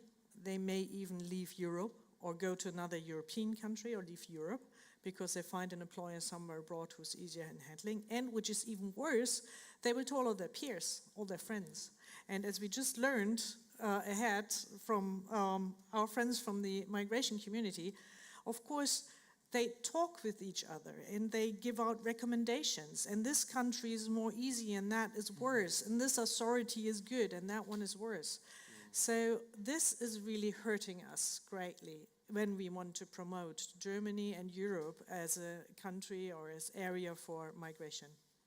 Thank you.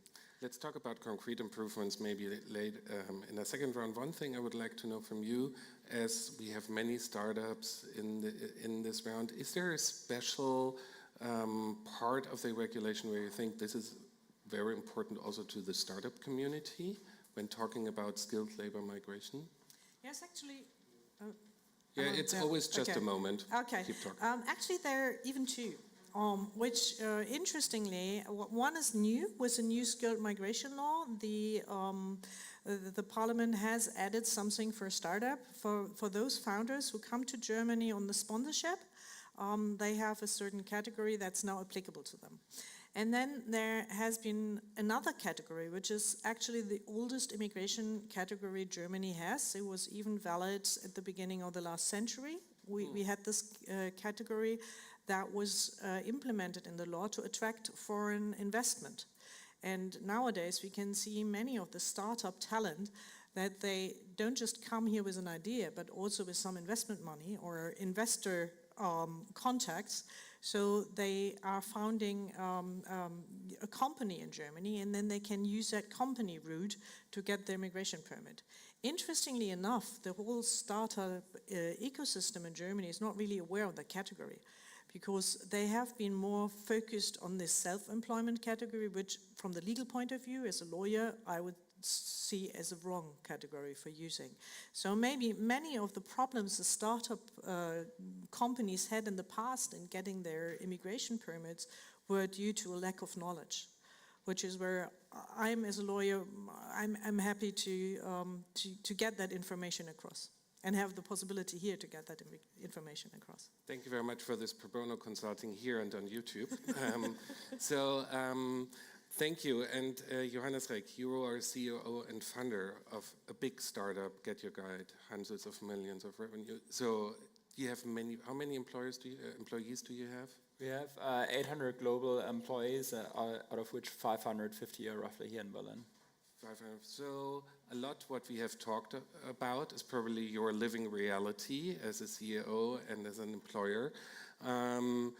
English is your working language. You have people from all over the world. Like, what's your take on talking about migration to Europe, and what would you need to make your startup also in the future staying here in Berlin or in Europe and get the skilled labor here? Or I would love to see your practical perspective on that.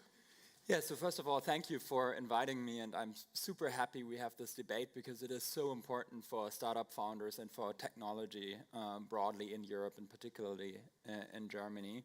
I'm glad because for the last 5 or 6 years, I was thinking that I was living in a different reality. When I watched TV, when people talked about migration, it was always about social migration, it was always a crisis. And I think it's actually, to Margrethe's point earlier, it's the biggest business opportunity that Europe has over the next 20 to 30 years, and we need to seize it. And I think we need to reframe the debate away from just social migration, which obviously is very important. I don't think any of us disagree that there are also lots of challenges that we need to tackle, but I think the much more important debate for the future of Europe is not that. It is about skilled migration, and it is about how can we get the brightest minds in the world to Europe. And I think this is said in the earlier panel as well. We have a fantastic value proposition. Europe has many great USPs, if you want to use the business language, unique selling points for people, because we have great democracies, a rule of law, great schooling, vacation, fantastic jobs, great career progression. We're very welcoming towards foreigners, unlike many other nations. And we also have pretty good language skills here on average in Europe. When you go to Berlin, or even if you go to Paris these days, it's very easy to get around even if you don't speak the local language. And that's not always the case, I would say, in any other large country that is competing on technology. So from my perspective, we need to reframe the debate, and we also need to reframe our thinking of what success means.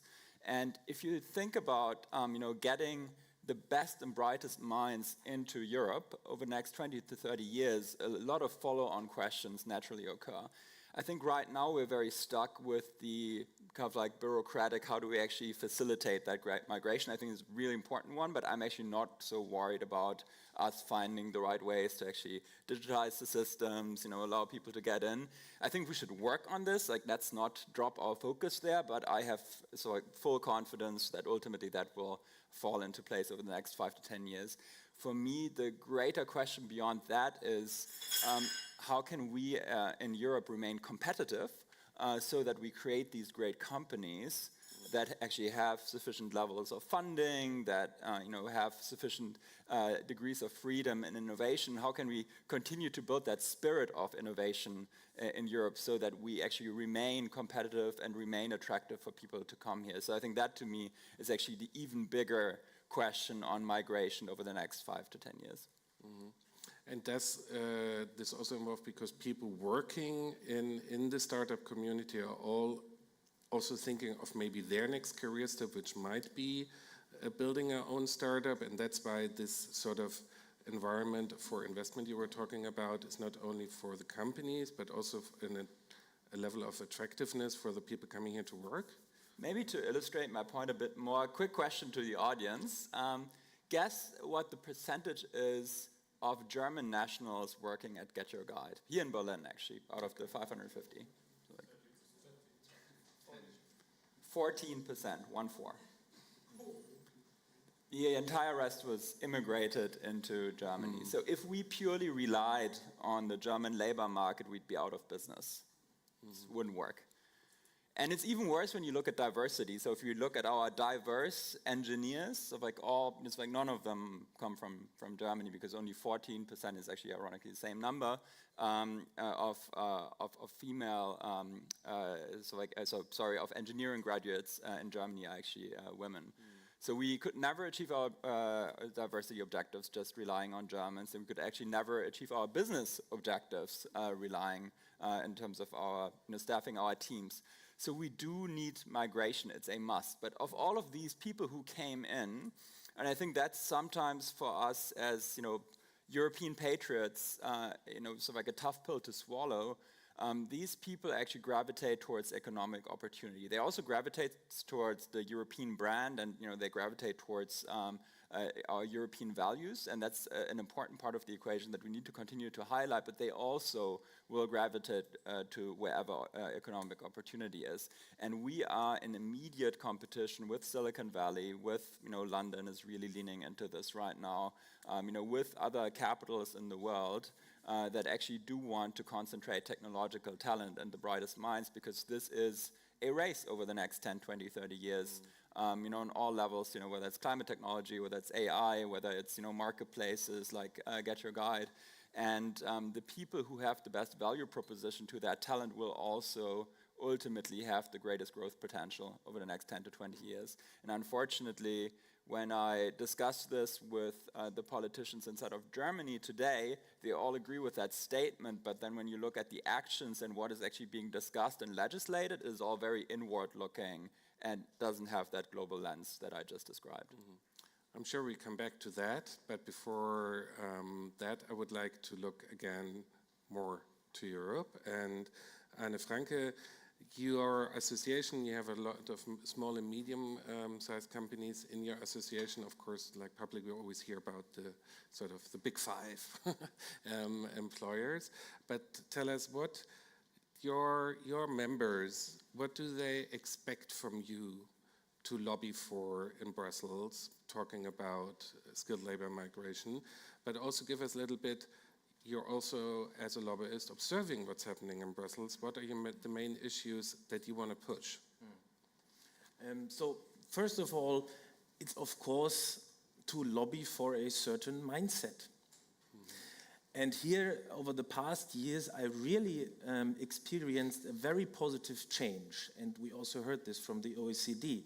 The attitude towards skilled migration is getting more positive. Only a few years ago, we had many European political parties who were against it. We had many member states who were 100% against it.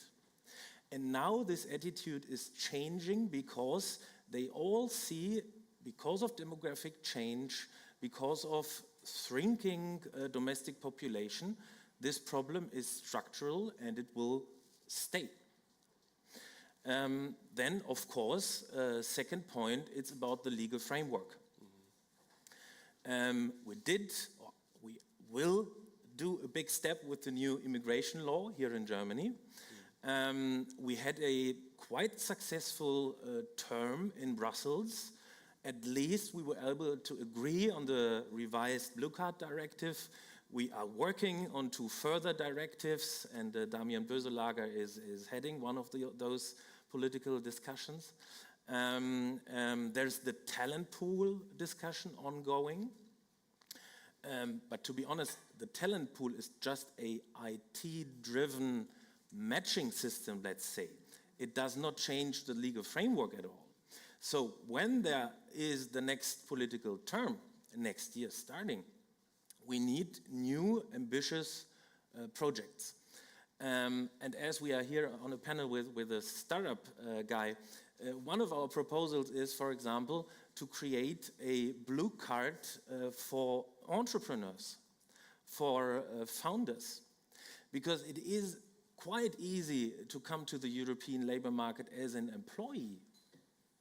But if you want to really do business here, and if you want to be a startup founder, it's quite difficult because there is no legal pathway into that direction. And here I'm not speaking only about these tech-driven Berlin-based startups. Look to the German regions. Look to the skilled crafts in the German regions. There are a lot of plumbers who are going to be retired in 5 or 10 years who don't find a successor, who wants to take over their business. So this is a big thing. And then, again, speaking about the European Council and the political discussions in Brussels, I think we really need to separate the discussions politically on asylum seekers and skilled labor migration. So asylum seekers, we have to ask, who needs our help? With regards to skilled labor migration, we need to ask, whom do we need? And that's a total different story, and that's a total different legal framework we need to create. And that's really a big task for the next political term in Brussels. Thank you. I might briefly add something here, because our friend from Deutsche Welle earlier on asked about populist parties. I think the weird connect here, actually, that's very much underappreciated, is that originally these right-wing parties grew because of the migration crisis, as it was called back then. I think right now the strength is much more because of inflation and uncertainty of the future. Skilled migration is actually the solution to that. It's not the problem. Because we have tremendous upwards pressure in wages. I mean, like the gentleman here just described, you know, what happens to the local plumber, I don't know, somewhere on the countryside in Germany or France, you know, so like if he doesn't have a hair, like, no, someone else working for him. If we don't create skilled migration into these type of jobs, ultimately prices will grow and then populism will grow. So we actually need to connect the dots in the right way and reshift and refocus the debate that skilled migration is actually driving down prices because it will create more labor and thereby make us more productive and, you know, better and more resilient economies in the mid to long run. And this is greatly underappreciated in the debate, according to my opinion. So Johannes already took his blue card here on my panel to speak. But I would like now, Gunilla, you took some notes. I have questions, something you would like to react on immediately because, you know, to clarify or to add. There's different aspects. I think one which is really, really important is to keep a consensus in the country on the fact that migration, skilled migration is a good thing, labor migration is a good thing. So I think for that, you need to have certain preconditions. And I do see some sort of differences here on the panel on that. Sort of, if I understood Johannes rightly, he was saying, so English is enough. You can sort of do fine with English. I think, yes, we shouldn't as a country sort of require, but the perspective, of course, being, if you want to stay for a long time in Germany, you will need to learn German because German is the language here.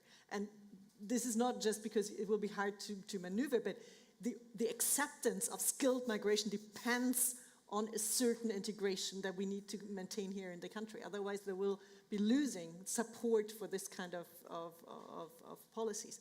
The other one being, we do have a huge reservoir, of course, still here within the country. We shouldn't neglect it. We have 2.6 million people until the age of 34 that do not have a professional degree. They got no training whatsoever. We have 600,000 refugees, recognized refugees that are on social benefits, that are looking for a job, that are employable.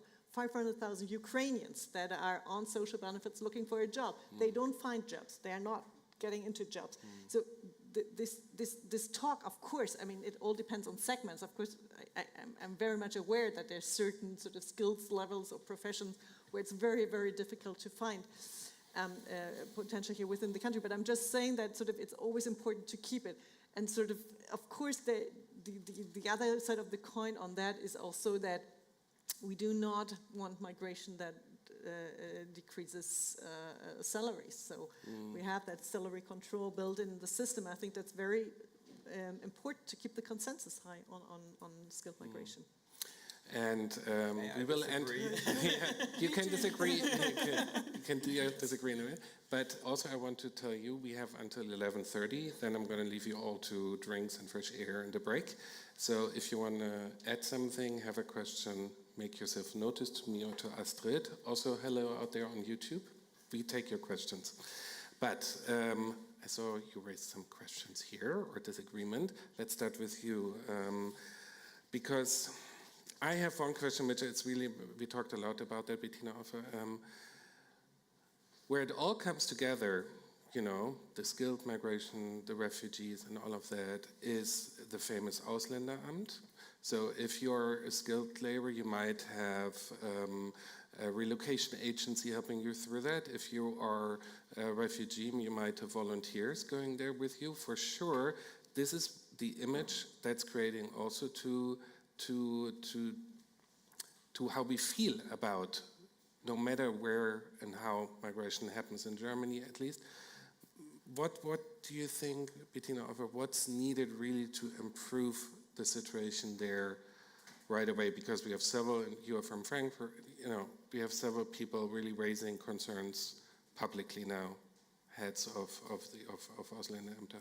Absolutely. We see nowadays that nearly all of our immigration offices, our Ausländerämter in the different locations, are backlogged severely. They have long waiting times. They don't answer emails. Frankfurt, for example, just was in the press last week saying that they had 20,000 unread emails.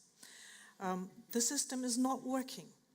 you have to wait. We have one client who filed for becoming a German citizen, citizenship, after you have been in Germany for some time as a foreigner and you really want to stay in Europe, you want to stay in Germany, you want to become German. She applied for citizenship at the local immigration authority that was responsible for citizenship in Regierungspräsidium Darmstadt. And we got a reply, thank you for sending the application. We have severe backlogs. We are just working according by applications being filed. And you have now a probably waiting time before we start to work on your application of 13 months. 13 months. Can you imagine what that does with this particular person who wants to become German and has been told, well, we don't have the time for it. So we really have to look into that. We have a lot of political debates saying, yes, we want to be open for migration. Yes, we want to be open for skills, foreign talent. But then when it comes down to how we treat them, we let them wait.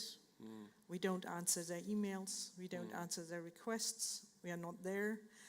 And this is really highly damaging. So what we need is a professionalized process. If you're a refugee, you come to Germany, you get shelter, you get food, you get money, you get health insurance, you get everything. It doesn't matter whether you get the paper proving that today or in 2 months' time. Of course, it does matter, but on the long run, if your basic needs are cared for, it's not as important if it's today or in 2 weeks. But if you come to Germany as a high-skilled professional, you have a different outlook and you have a different expectation and you want things to happen fast because you are fast and you don't need Germany to make sure that you've got shelter and food and everything. You can take care of that and you will take care of that, but you need that piece of paper. So I think what we need is a centralized federal office that is very professional, that looks at the employers and the demands of the employers who need the people to come here fast, and that looks at skilled migration and talent. And Johannes, what I learned from you is you said that at the moment it's easier to get that paper in Europe or in Germany than in the US, that this is a kind of gap. So obviously we're not doing that, but or others doing worse, however you put it. But let's give you your reaction where you disagreed. Well, so first of all, the US currently is much, much harder to immigrate into. So we have so we have 80, 90 people in New York and San Francisco as well. And just to transfer people from Germany into the US is incredibly painful. So right now, the US immigration system is a huge hurdle, I think, to their growth. And by the way, is also huge inflation pressure, if you ask me. I wouldn't bet on the US being excuse me if I call it dumb, for very long. I think they will change it over time and they will also pursue a talent strategy. I'm convinced the US will do this because it's going to be an economic necessity. We don't know whether it's going to be this president, the next president, but it will happen sooner or later. So in Europe, we need to use the window of opportunity to actually get the best and brightest talents now, because it's actually very hard to relocate across continents, right? So the more we can aggregate now, the better. And now to my disagreement with Gunilla. I don't disagree in principle with you on what you just said, but I think it has that thought model that you just described has one key fallacy. And that it, again, mixes skilled migration with the overall migration debate that we've had over the last couple of years. And I don't fault you, because the politicians, they face those debates every single day, where maybe in some neighborhoods where things haven't gone very well, they get pushback that we want to have more integration. And anyone who's worked with Syrian refugees here in Berlin knows that story very well. So I understand where you're coming from. However, you're also facing the harsh reality that of these 85% of the people who work at Get Your Guide, the average wage of these skilled migrants is 2x the German average wage. So they are top earners paying a lot of taxes here. None of them do speak German. Should I now send them to German courses instead of working productively for our economy? I think that's just an illusion. It will not happen.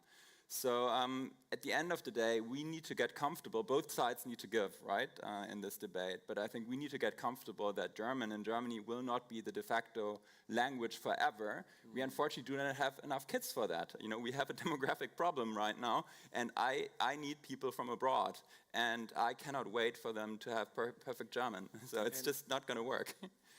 Just 1 second before. You are realizing I have a very active panel. You have 5 minutes to ask your question. So whoever raises your hand, I give you, just if I priority. can add one more point to that, in terms of... No, you have to, Last point, but it's so important. I mean, but it shows so like I described in the beginning, and this is where every politician says, bravo, Johannes, this is great, that we need to shift our mindsets. We need to shift towards what are the attractors for those people that actually pay these great tax bills for Germany. Stock options. That's within your ministry for a very long period of time, has not been acted on. That's a great incentive. That's why people come. You know, what about, anyways, I'll stop here. But I know also many Americans coming here for free schools and so on. So we could go on with that forever. And I have a raised hand. But Bettina Offer, and please the microphone over there, while Bettina Offer answers. We have to talk about money. When we talk about migration, we have to talk about money. We have to start talking about money. I think that would solve many problems. Because when you tell somebody on the street that you want to make a difference between those who pay taxes and those who need taxes, they will agree. And we have to differentiate both groups, and we have to see what they need. And as you said, one need our help, but they cost us money. But we want to pay. It's like the Ukrainian. Nobody said, no, we are not taking Ukrainians in. Everybody was saying, yes, of course, they need our help. Let's take them in. But it comes back down, even in the public debate, even with the right-wing parties. If you talk about that migration in certain constellations produces money and helps us, you take away their arguments. And for those who pay taxes, I don't care what language they speak. As long as they pay taxes and adhere to the laws, I'm happy with them being in Germany. Okay, Gunilla, you have a minute? Yeah. Could you say who you are? Yes. You asked for raising hands. I did raise my hand. Vera Egenberger from the Federal Trade Union Congress, DGB. I think that Mrs. Finke and Mr. Rauch are talking about 2 different phases of migration. We are indeed in the moment, at least in the public perception, in a situation where we think people come, people stay, people like Germany and they get citizens and have their families here and stay for the rest of their life. I think Mr. Rauch is talking about a next step of migration where people come here for a year, change to another country in the European Union, easy with that. They change to Latin America, move to Asia. And I think this will be reality in the next 20 years. We are not yet having concepts for that. We are basically, and you may have talked about this already, we are now designing a lot of legal frameworks in Germany that look on this first concept that I described. We are not yet looking on the concept where people moving up and down permanently and for a long time and are not very interested in learning the language each time and just move on and hop from one country to the other. Yeah, thank you. That was more. Gunilla, do you think, what is your perspective of bringing these different approaches, opinions together? Do you have to speak German? It's just one aspect of it. We're not leading the debate that is actually very much in a bubble, and that seems to me a little bit like that. I agree. I mean, that section will exist, but will it be the dominant one? No, by no way. Most people will settle, will stay permanently, will not be in urban areas, will be in the whole of Germany, will not be in environments where people speak English. There will be. So I think it's important just to be aware of that this segment of highly skilled international talents that could go anywhere. It's a small segment. The main migration and also what we all get from the employers' agency, federations, they want on a mid-level, mid-competences, mid-skills. And there is an enormous political drive to lower salaries because it is considered that even 39,000 euros a year before taxes is too high a standard. So the second, then of course, requirement is you need to have state housing for these people because they will not be able to afford housing in urban areas. And so there's a lot of investment the state should undertake for, in a way, actually subsidizing enterprises. that is a whole debate where we have to be sort of looking on a good balance. I do think it's extremely important, and I think we all agree on that, sort of changing culture, having a more welcoming culture, improving the system to be running. It would be helping if we had not only 9 Länder that have a centralized foreigners office where we do not have those problems, but we had 16. Unfortunately, Hessen is not part of the ones that do have it. It would be great if you had the 7 other Länder also to have centralized foreigners office for skilled migration. This was a small ad block here on the that one. But sort of to be really careful, we get this whole mixture, and part of that mixture is also really looking what we can do for people that are already in the country, and looking at refugees under that regard is, I think, extremely important, because we have a huge potential there that still needs to be really better integrated in the labor market. Thank you. We have one more question and then going to you. Yes, thank you very much for this panel. My name is Mohamed Bouxea. I'm the co-founder and CEO of ThinkIt.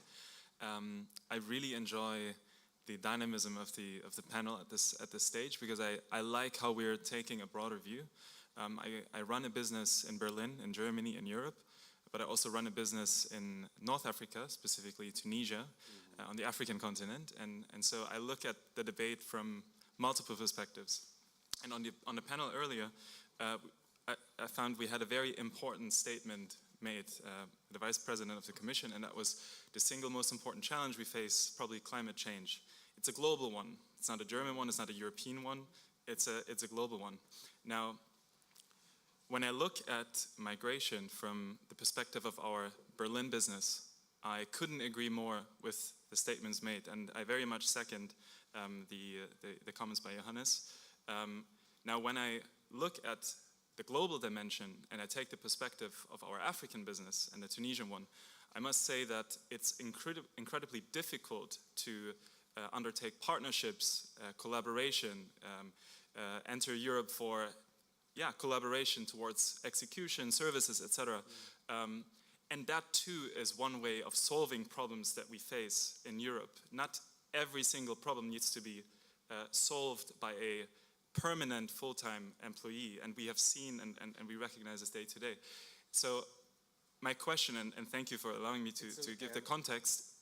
Make it a comment, because we won't have time for yes. quick questions, and I think your point is well taken. Yes, the context is really important, because we have not touched at all on migration in the context of collaboration, of partnership, the SDG number 17, and we sort of pre-assume that migration will mean permanent residence. And so the topic of, for instance, circular visas, allowing talents to enter Europe for collaboration on a more fluid and open level is extremely important. We have not touched that point, and I would like to hear how you think about that, because that too, if not solved, will backfire in years from now.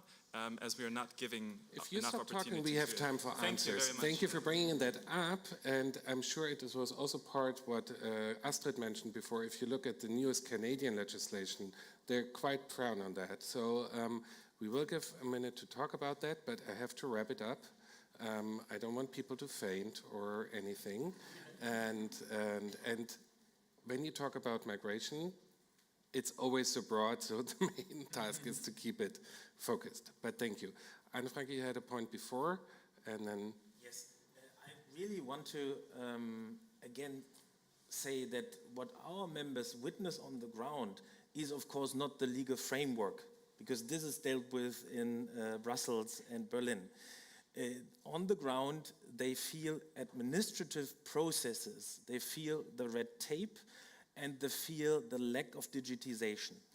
And the pile is even higher. So you only talked about the local immigration offices. When you look to the embassies in third countries, to the missions, there the civil servants were trained for many, many years to prevent skilled labor migration.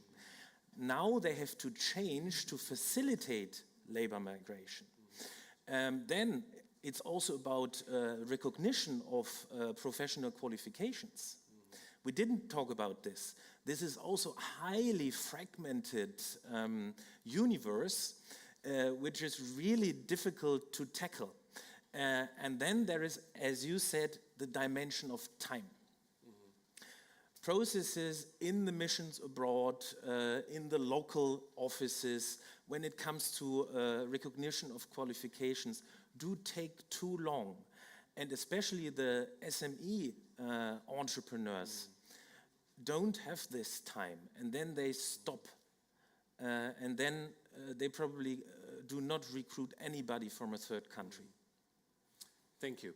So we are closing the panel, remembering your question about the global perspective, but whoever wants to say, my closing question to you is, coming to the office on Monday, what will be the one thing from this panel that you think I have to send an email or start working on? Johannes. Continue to have the dialogue with politics to convince them that we're not just a bubble, but the future.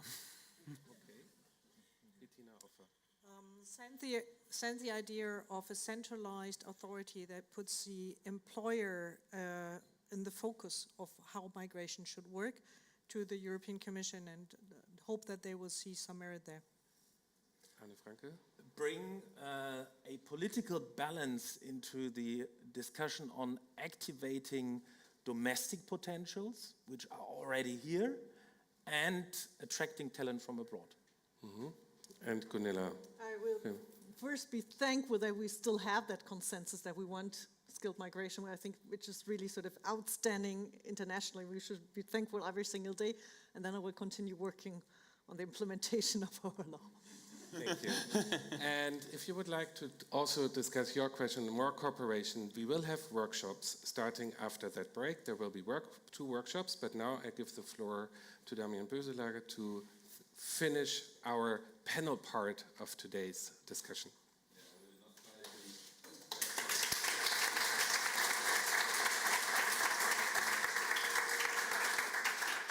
I will not even try to summarize anything that was being said. I think it would be too full. I just wanted to say logistically, now we have 20 minutes of break. So until 11:50, you can take your time, have a coffee, chill, exchange about what you learned or what you disagree with. And then we will have two workshops where we really build on your participation. One workshop will be, we talked about administration, but now we will talk with administration. So it will be in the far end behind the windows on the right. And the second workshop will be also to bring in the social partners more. We already had a question here. I think it's important that we have a perspective of that. And that will be upstairs. But you have time to find this in 20 minutes now of break, and then we get into the workshops. Thank you so much also for everyone.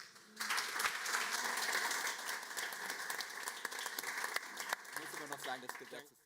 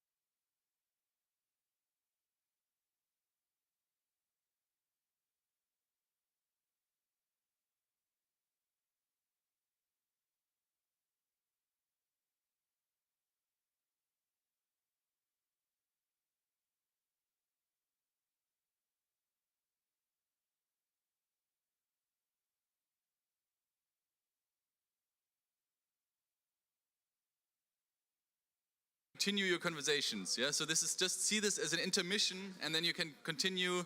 You know, please, everyone also in the first row here. Hello. Exactly. So you can continue your conversations in a second over lunch. It's much nicer. So let's finish this event. My first logistical point is that this bag was forgotten upstairs. If you don't take it, I will. So think about it. And okay, so it migrated down here on its own.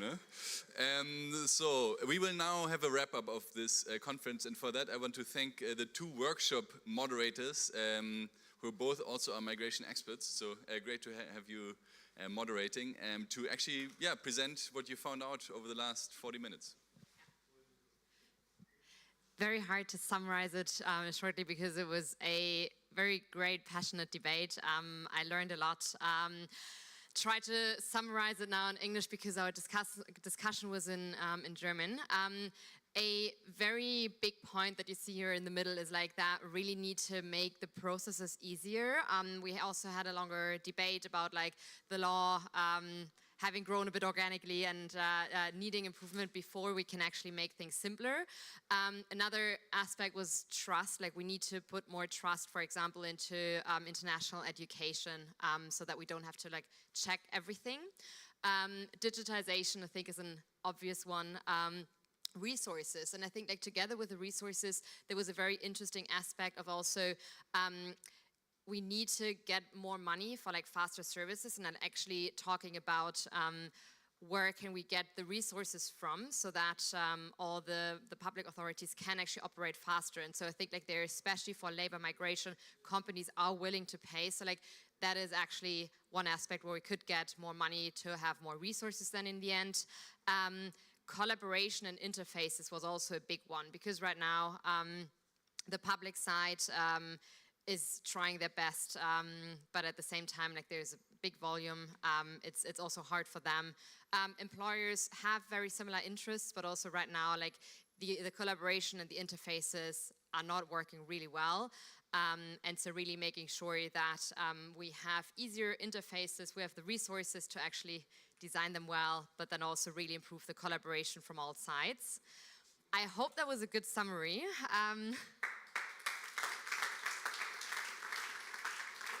And again, thanks for everyone who participated. Thank you. Should I hold? I can hold. Let's put this here. We can try to end it there. Oh, beautiful. Yes, so that was my attempt at summarizing a really quality half-an-hour discussion. Let me say one thing first. And that is just for me. So one thing first, I love the fact that we are here in this pretty diverse community and we speak about these topics in English. It sounds pretty basic, but I've been to many such rounds where we all spoke German and then wondered why there were no immigrants providing their perspectives. So that alone, I know it's just a small step, but it's a step definitely in the right direction. Basically, in a nutshell, what we discussed is that I think prior to our conversation in the small groups, we talked a lot about attracting and mostly skilled talent into cities, right? Even though the discussion had been a little bit broader, if there was a bias, it was maybe that bias, and that's okay. But the common denominator was, besides attraction, A, there's also R, retention, right? And I think some of us know these numbers. It's actually quite striking. Germany attracts lots of international talent, but many of them also leave, right? And so we definitely have a retention issue, and that means we need to focus on creating, I think one of the panelists said it, a hospitable environment for immigrants in Germany, and that doesn't only mean, for the employees, but for the entire families that often move with them. And then we discussed many details on how that can be achieved and the specific role of language in that. But for me, when I'm thinking about what's behind it, there's one word or two words, and that is culture change, but for all of us. And what does it specifically mean? So I hope I don't call out anybody, but I want to be a little bit provocative. So let's even start with the employers, right? So while I personally agree with everything Johannes Reck also said about his perspective on people only needing to know English, etc., frankly, maybe there's also a job to be done to truly commit to giving their own employees a bit of German, right? We're not talking about having to reach B1, C1, but there's a huge difference between A0, which doesn't exist, and A1 or A2, where you can basically comfortably get around. Yeah, so there's maybe also a job to be done. It's a little bit too simple just to say, let me hire the best globally and let them work for me and let them figure out the rest. Then, secondly, the trade union. So Vera, I don't know where you are. Hi. So I must admit, I found it very admirable that you openly spoke also about the fact that trade unions have to change their perspective, right? There are new people coming in. They do not speak German initially. I could only interpret that trade unions as well are a bit more traditional, focused on German, also have skill and capacity gaps, and it's frankly sometimes also even a bit hard for you to really communicate with, educate, and coach these newcomers into the country. So there's definitely a job to be done there as well.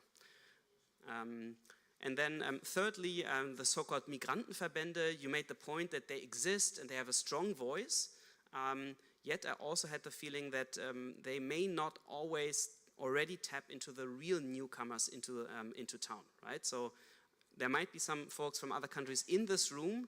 I would highly doubt it that you say, I'm an active member of one of these established Migrantenverbände and I love what they do for me and I can see myself getting involved there, right? So let me end on maybe one thing, and that is I think there's definitely room for us to build new institutions.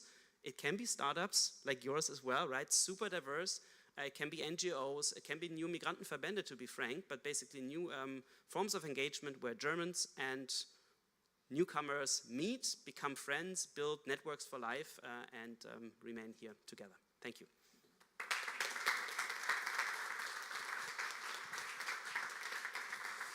Okay, so with this, we had planned to have a huge Q&A now, everyone together, but I think we're all exhausted and hungry. So I do want to thank Jon and Hannah for the amazing summaries of the workshops, and I want to thank you all for coming and contributing to this. I hope you enjoyed it. We tried to make it as dense and diverse as possible, and you can see that this, brings a lot of, let's say, a lot of content in a very short period of time, big panels with a lot of people, so that's always a challenge, and therefore I also want to thank the moderators for managing that challenge very well, for the migrant perspectives that we got, and also for Nikolaus, where are you? Ah, there. And Mette actually also for helping us organize this here in these halls of the European Commission.